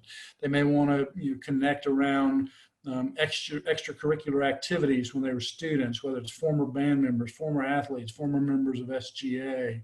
And so we've got to create more and more of those opportunities for them to connect in those kind of ways as well. And then ultimately, giving everybody the opportunity to connect with each other in their own communities. We've spent a lot of time talking about all the things we do in alumni relations. Ultimately, need to make sure that you all know you're part of a family in your own community, and there are Aggies there that can support you in a variety of ways, but then also connecting you back to the university so that you not only know what the university is doing to maintain the reputation of your degree, but also what it's doing in its path to preeminence. And how you can help in those ways, whether it's recruiting students, whether it's helping place alumni in companies that you may work for, organizations that you work for, or companies that you own, or even just being an advocate out there for the institution. So we want to make sure that those are ways that not only you feel add value to your degree from A&T, but also add value to your relationship by getting engaged. One of the biggest questions we've gotten, obviously, is what does this mean for alumni chapters? And the answer is nothing in the short term. It's business as usual in terms of your meetings and scholarships, send-offs, officer elections, anything that you currently have underway. By all means, continue to do those things. We certainly appreciate you participating in the annual meeting tonight, and continuing to stay connected in that way. And then when we think about longer term, Teresa and her team have already begun working on a transition plan for chapters that will work with our chapter presidents and leadership to make sure their chapter handbooks are updated, reviewing the programming pillars, any of your scholarship or financial operations, branding guidelines, those kind of things. Two areas that we know we are addressing already. One is the EINs that you have operated under to make sure that there's no gap in coverage there. So those will be rolling into the new philanthropic foundation, and with a group exemption from the IRS, be able to continue those operations as normal, and you would just continue to do all the things that you have been doing, as well as a mark and a name for the new structure, because we know that the association has been incorporated into the chapter names. And so Teresa and her team are working on that as well. And Crystal and her team through the Office of Programming will be there for you and certainly guide you step by step through that process. So again, this is a bit of a condensed version of what we've spent a lot of time with in the last few weeks, talking to chapter presidents and chapters and other groups about. But I'm happy to answer questions tonight. But at all times, if you have any other questions, feel free to use the alumni@ncat.edu email address, or feel free to call Crystal or Teresa or me. We're certainly happy to not only answer your questions, but work with you in anything that you want to accomplish. So again, thank you all for all you have done to get us through here. I want to thank the board for their leadership throughout this transition, and not only in this period of the integrated model to get us to where we are today. This is again just another continued evolution of the institution, and I will tell you that it wasn't done lightly. It wasn't done hurriedly, and it certainly wasn't done without a lot of deliberation from a lot of well-informed and well-engaged people. So, so thank you again for all you do, and thank you for your time tonight. Thank you, Ken. And once again, ladies and gentlemen, I will pose 3 questions from the Q&A queue, again, in the interest of time. And as I stated earlier, any questions that are not answered this evening, we will form those into an FAQ or to a set of answers to those questions, and then we will either post them on a website or send it in an email blast or so on and so forth. So thank you all very much for your patience. Let's see, Ken.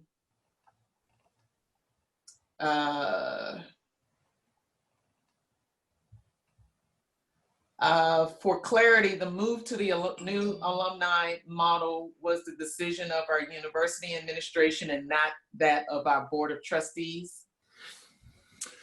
It is a decision that ultimately rests with the chancellor under the UNC policy manual. The chancellor has the ability to approve or eliminate affiliated entities, as well as approve or veto membership on the various boards.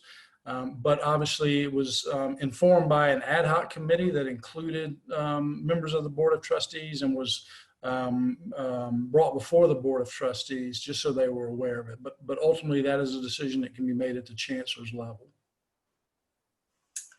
Okay, next question. Will the current assets that you call quasi endowment that are designated for National Alumni Scholarships be indeed used exclusively for the National Alumni Scholarships in the future?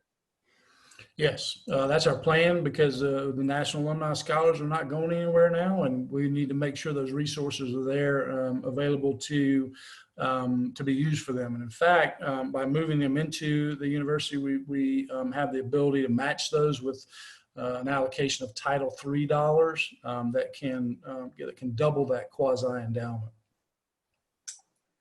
Okay, and we'll wrap up your segment, Ken, with this question. How do you define a mid to upper level planned gift?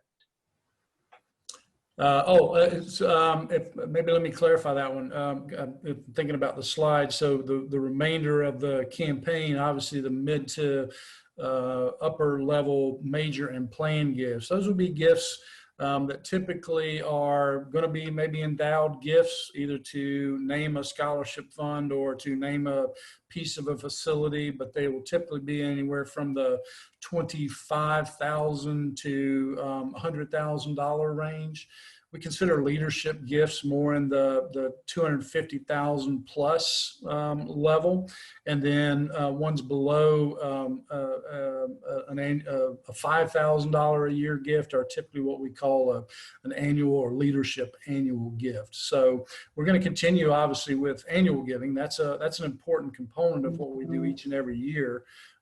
Because those gifts are typically made every year. They're renewable. They support a wide variety of needs at the university. The major gifts and mid to level and mid to upper gifts are typically ones that come out of a 5-year pledge, maybe appreciated assets, stocks, things like that, that typically have a longer term, perhaps endowed purpose. Okay, Ken. If we got time, I can take a couple more. I'll leave that up to the vice chair and you. Okay. Let's see, what else do we have?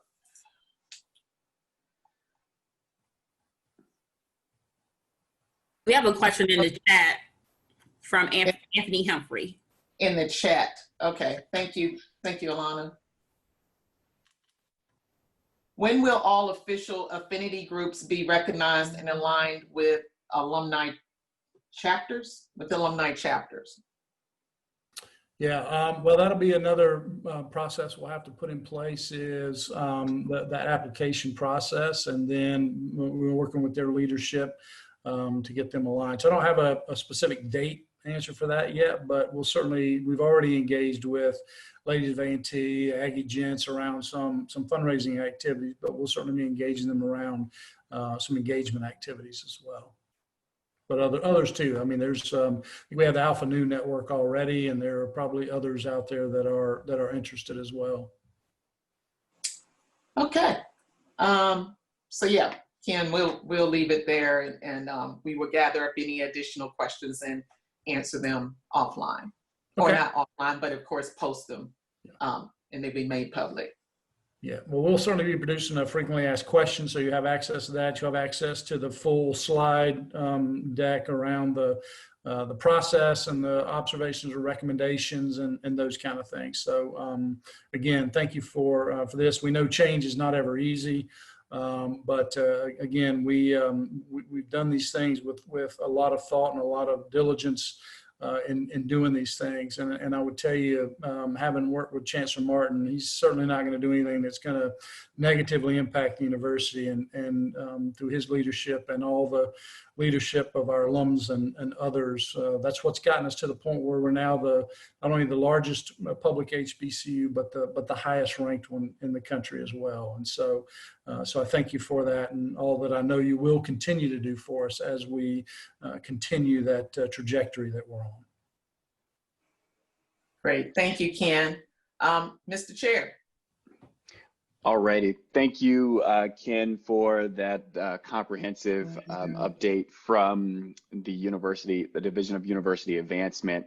And so while it is now time for me to give the address on behalf of the Board of Directors, I again want to thank you all for being here today, and thank you so much for being dedicated alums of North Carolina A&T State University, our beloved alma mater. While I know that this is surely a tough bit of change for us all to digest, as Ken just stated, I remain very much in support of what the Chancellor is doing for our university overall. And as a Board of Directors, we have committed to Chancellor Martin, Ken, Teresa, and their entire teams to be supportive throughout the transition leading up to July 23rd. With that being said, I want to remind you all that we have a lot to be excited about and a great history within the Alumni Association for us to be proud of. And this group of directors who serve on the current Board of Directors and those who have served since the deployment of the integrated model in 2015, we have served with great pleasure.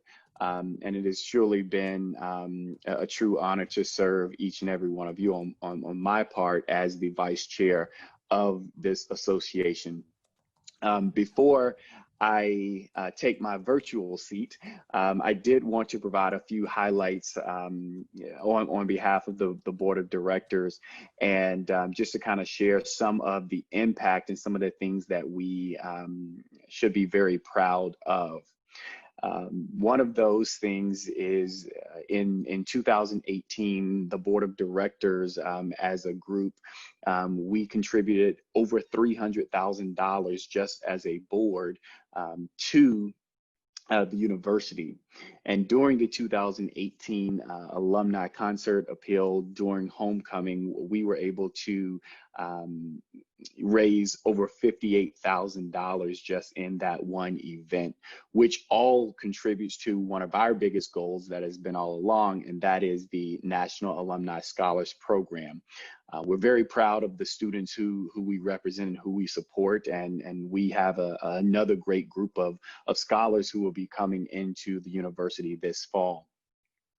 Over the last 4 to 5 years in the integrated model and moving into the capital campaign, we have also seen a 3 to 4% uptick in year-over-year giving among alumni. And I think that's something for us to be very proud of, because when we began the integrated model back in 2015, we were around just at the 9% giving range as alumni. And that's not the greatest number. We know that we could be doing much better. And so it's nice to see that the needle has moved in that space, both from a fundraising, but also a friend-raising perspective, which is really, really exciting. And something else that I wanted to share was that since 2016, the Alumni Reunion Weekend alone, which has been hosted by the Office of Alumni Relations and the Alumni Association, has brought in over $3.7 million since 2016. So again, this definitely shows that the association has been working hard. The model did work, and that we were working together with the university to ensure that the dollars were coming into not only the association, but to the university by way of our distinguished alumni. So when we think about how are we able to do this and how are we sustaining the association, it's because we were out on the road, we were being mobile, we were meeting with our chapters and supporting them in many ways. And because of that, you know, our board chair and myself were traveling quite a bit to many of your chapters, to scholarship luncheons and to different brunches and different events. And that's where we were able to see great contributions come from the chapters, namely, you know, those that we visited in New York and New Jersey, Charlotte, and Atlanta. We also received over $850,000 in pledged commitments from the Gate City and Queen City chapters, as well as the Halifax, Northampton chapter, to go towards the National Alumni Scholarship Program by way of the Alumni Chapter Capital Campaign Tour that we did. This board was also instrumental in serving as a catalyst to the Text to Give campaign that was implemented by the Office of Annual Giving. And also, you know, we're very proud of the fact that with all of the homecoming events, we were able to stand up online ticket sales and begin to be a bit more automated, so to provide greater customer service to our alums. And then when we think about from a governance perspective, because we know we had both fiduciary as well as governance responsibilities, from a governance standpoint, some of the things we did were renaming the Young Alumni and Student Engagement Committee to the Student Engagement Committee, and making sure that we had representation on our board of directors that represented the young alumni, that represented the Aggie Student Alumni Association. And we also extended the people who would be considered in that Student Engagement Committee, extended that from being 10 years since graduation to 15 years out of graduation. So again, these are all things that show that we were working very hard, and we were leveraging all of our chapters and our National Alumni Association infrastructure to drive value for the alumni as well as the university. In doing so, we also approved the new chapter for Northern Virginia, as well as the reactivation of the Chicago chapter. We adopted a new Quasi endowment through our outstanding Budget and Finance Committee. And then we also were able to think very strategically about how to drive more profit and more sustainable growth through our signature programs. So again, without going on and on, I just wanted to share some of the highlights that I'm very proud of as vice chair of this body, but more so to let you know that no matter what decision is made about the dissolving of the Alumni Association, there's been great work that has been done here, not just in the past 5 years since the integrated model, but also since the inception of the National Alumni Association. And we truly stand on the shoulders of giants, and we have many people that we owe a great amount of respect, thanks, and homage to. Those people like the Dolores Chisleys, the Pamela Johnsons, the Pam McCorkle Bumpkins, the Claudette Bennett, the you know, Dr. Spate, and the list could go on and on. Barbara Bell Jones, UJ Cozart, and all of the folks who have been in the trenches since the very early days of this association. And I want you to know that all of that is appreciated, but that history we get to hold on to. And based on that history will be archived with our university. And so again, thank you for your ongoing support. Thank you for all that you have done to make the Alumni Association of the #1 HBCU in the land, North Carolina Agricultural and Technical State University, the best that we have been and the best that we ever will be. So do know that while this is our very final annual meeting under the legal entity of the National Alumni Association, what we have established here and the Aggie pride that we embrace as Aggies of this lovely and beloved alma mater will never die. Thank you so much for your time. Thank you for joining tonight. And please remember that the best thing that you can do for this association and its history, and for the university going forward, is to continue to give of your time, your talents, and your treasures. The very best to you on behalf of Karen Collins, myself, and this entire board of directors. Thank you so much, and Aggie Pride. Madam Executive Director, I will now hand it over to you for the Executive Director's report before we prepare to adjourn. Great, thank you, Wayne. Thank you, Mr. Chair, I appreciate that. Good evening once again, everyone, and I greet you with a hearty Aggie Pride as I go through my report for you this evening. First of all, before I get too deep into it, I first want to note and recognize and tribute of Miss Julia S. Brooks, the class of '44, who served as the first female national president of the North Carolina Agricultural and Technical State University Alumni Association, Incorporated. Ms. Brooks transitioned home on May 8th of this month, and she will be dearly missed.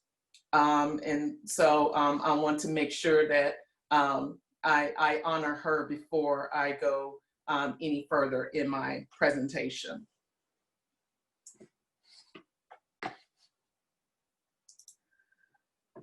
All right, so just some few highlights for everyone. First of all, the fiscal year 19 audit.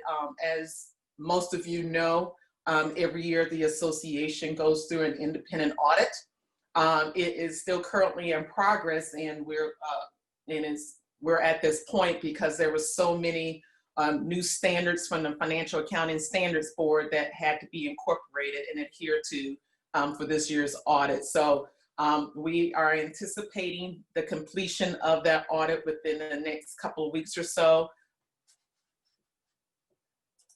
I'm sorry, I just got a note that my screen was not showing. Excuse me, everyone. Let's do this again.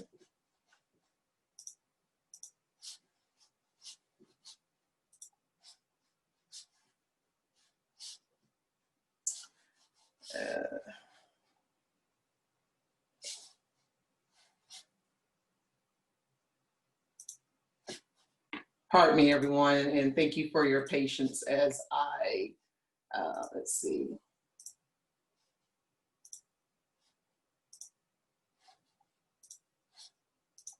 All right, here we go. Thank you, team, for letting me know. So, so the next thing I wanted to cover is the, first of all, for those of you who did not know Ms. Brooks, I'm gonna go back to that slide real quick. Again, just to let everyone know who Ms. Brooks was.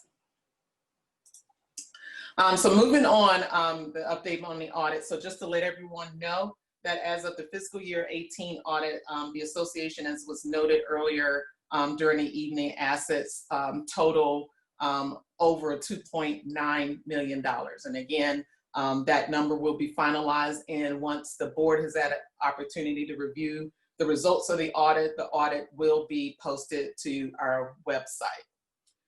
Next up, as was Ken spoke to earlier, the new Alumni Relations model, the transition, the Alumni Relations team is currently hard at work and working feverishly to ensure that there's a smooth transition to the new model. So we're looking at things such as financial structures, communications, marketing and branding and operations, all for creating or defining what the target environment will be and will entail.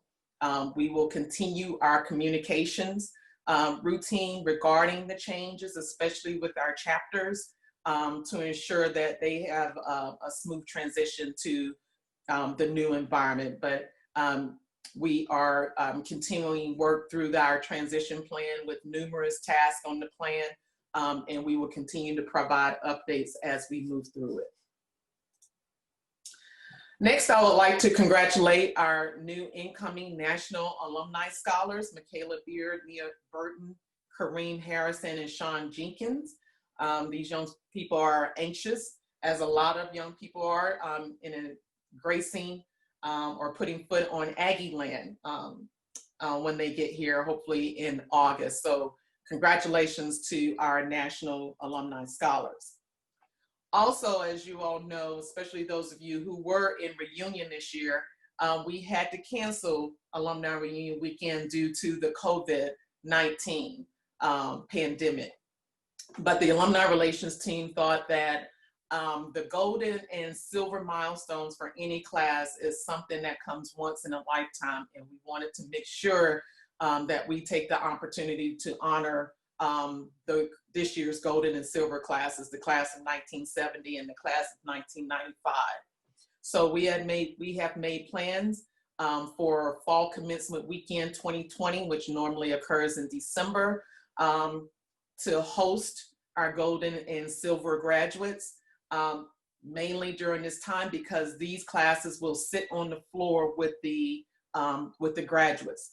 This is a new thing for the silver class this year, but it will be a tremendous sight to see all of those gold robes and silver robes on the floor.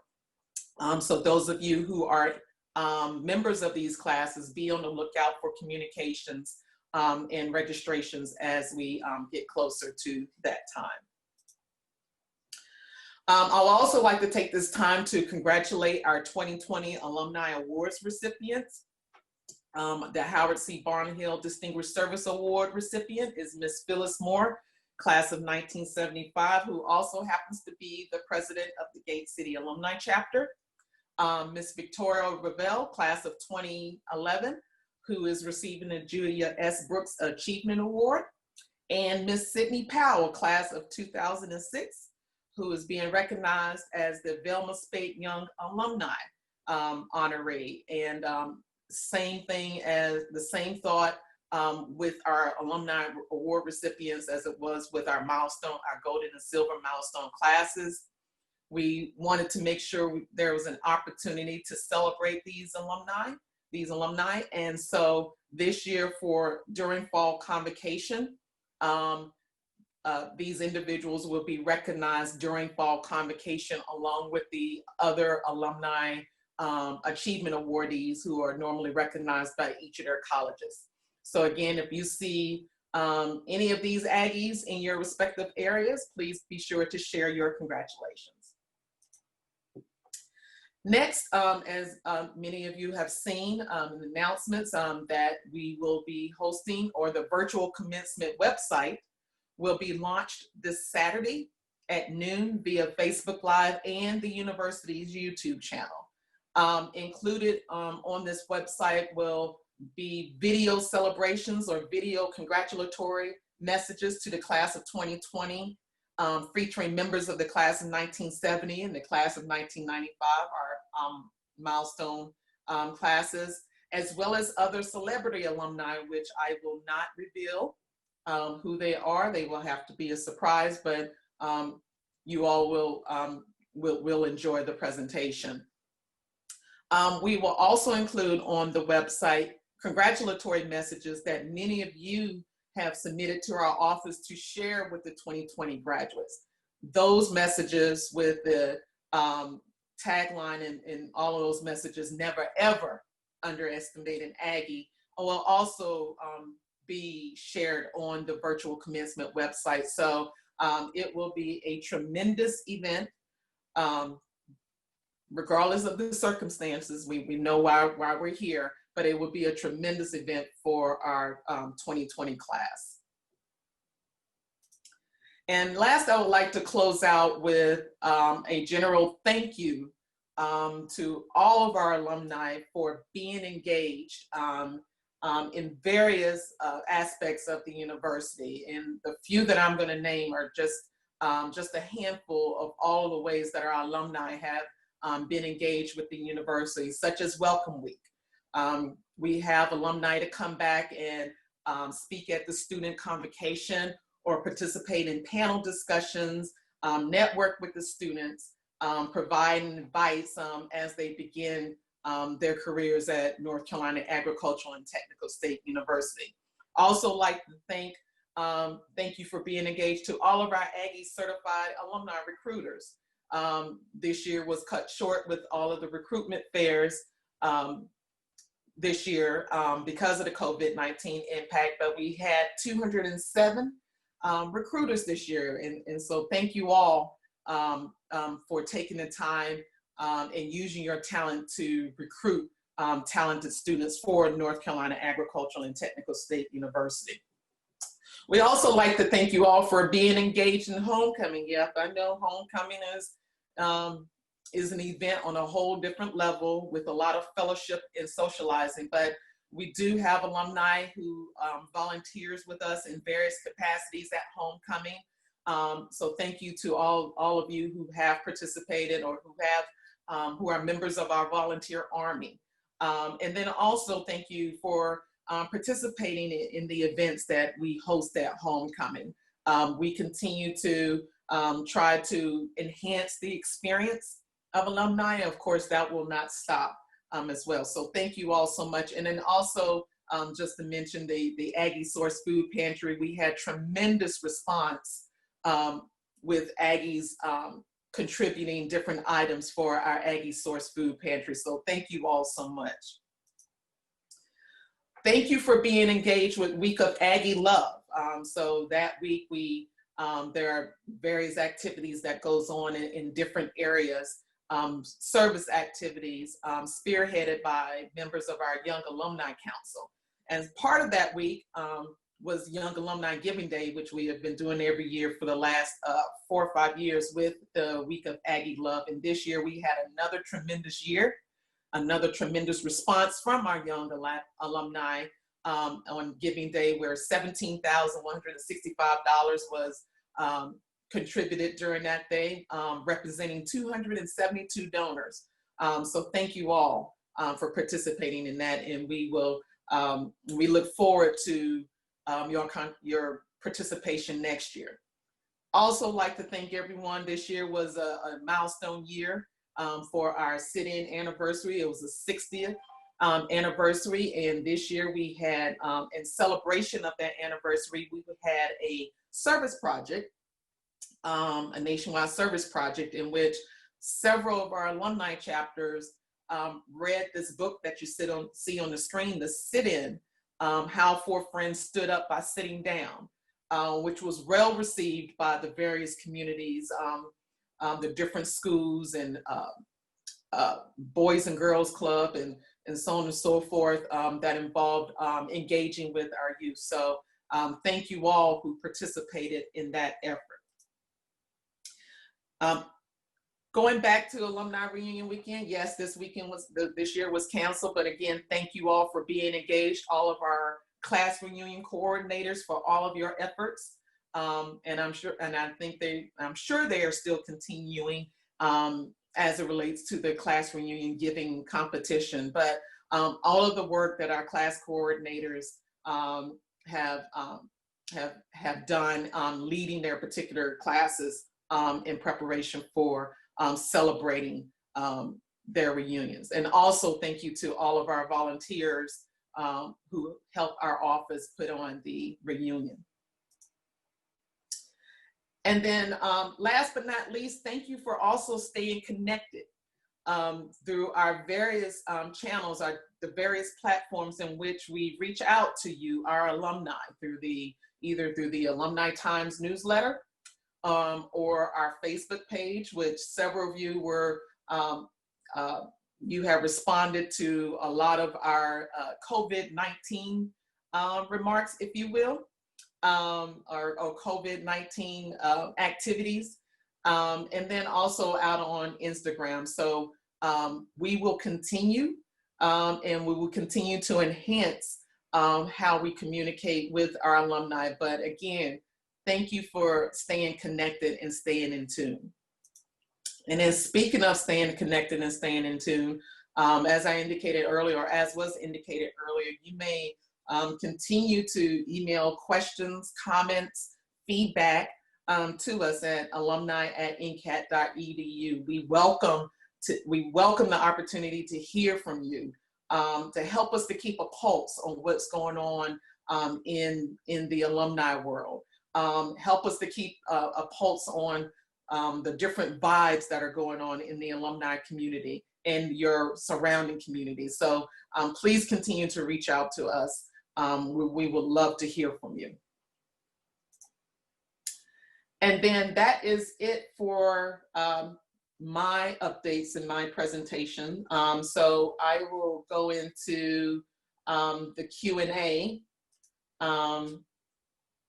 and see if there are any questions for me. So I will take a couple of questions considering time check, 9:37, Mr. Chair, I will take a couple of questions. First one, how do you plan to communicate with older alumni without Facebook or a computer? More effort should be made to reach out to this group. You are exactly right. And so we will make sure that we enhance the use and leverage the use of the United States Postal Service to make sure that we don't have a gap in communications with any of our alumni population. So with that, we also encourage you to make sure that we have your updated contact information so that we can keep in touch with you, whether by the United States Postal Service or email or Facebook or wherever.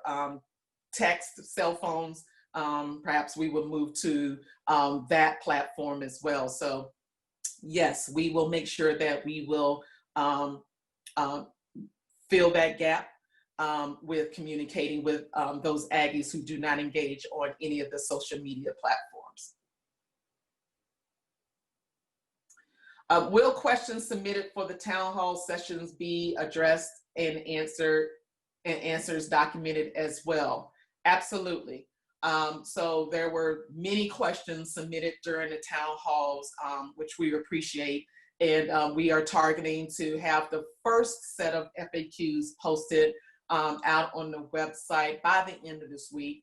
That will be a start to sharing the questions and the various inquiries about the different changes going on with the alumni relations model. I will take one more.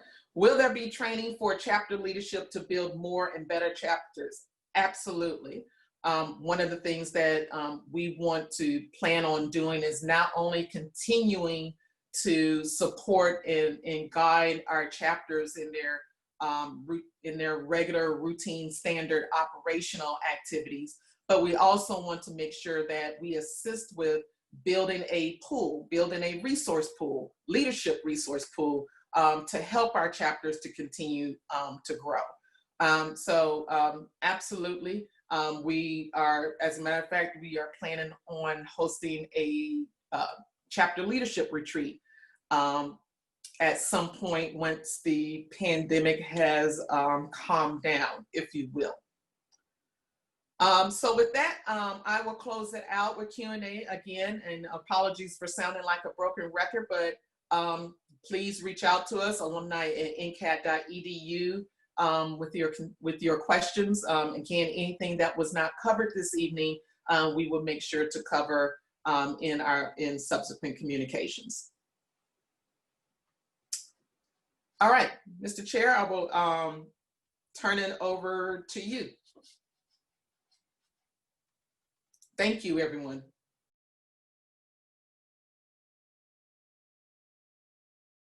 So I just wanted to thank everyone again for being a part of this call. And if there is no further announcements or questions, then I will call this annual meeting for 2020 to a close and adjourn the meeting. Dear A&T, dear A&T, a monument indeed. Around thy base with grateful hearts, behold thy students kneel. We bless the power that gave thee birth to help us in our need.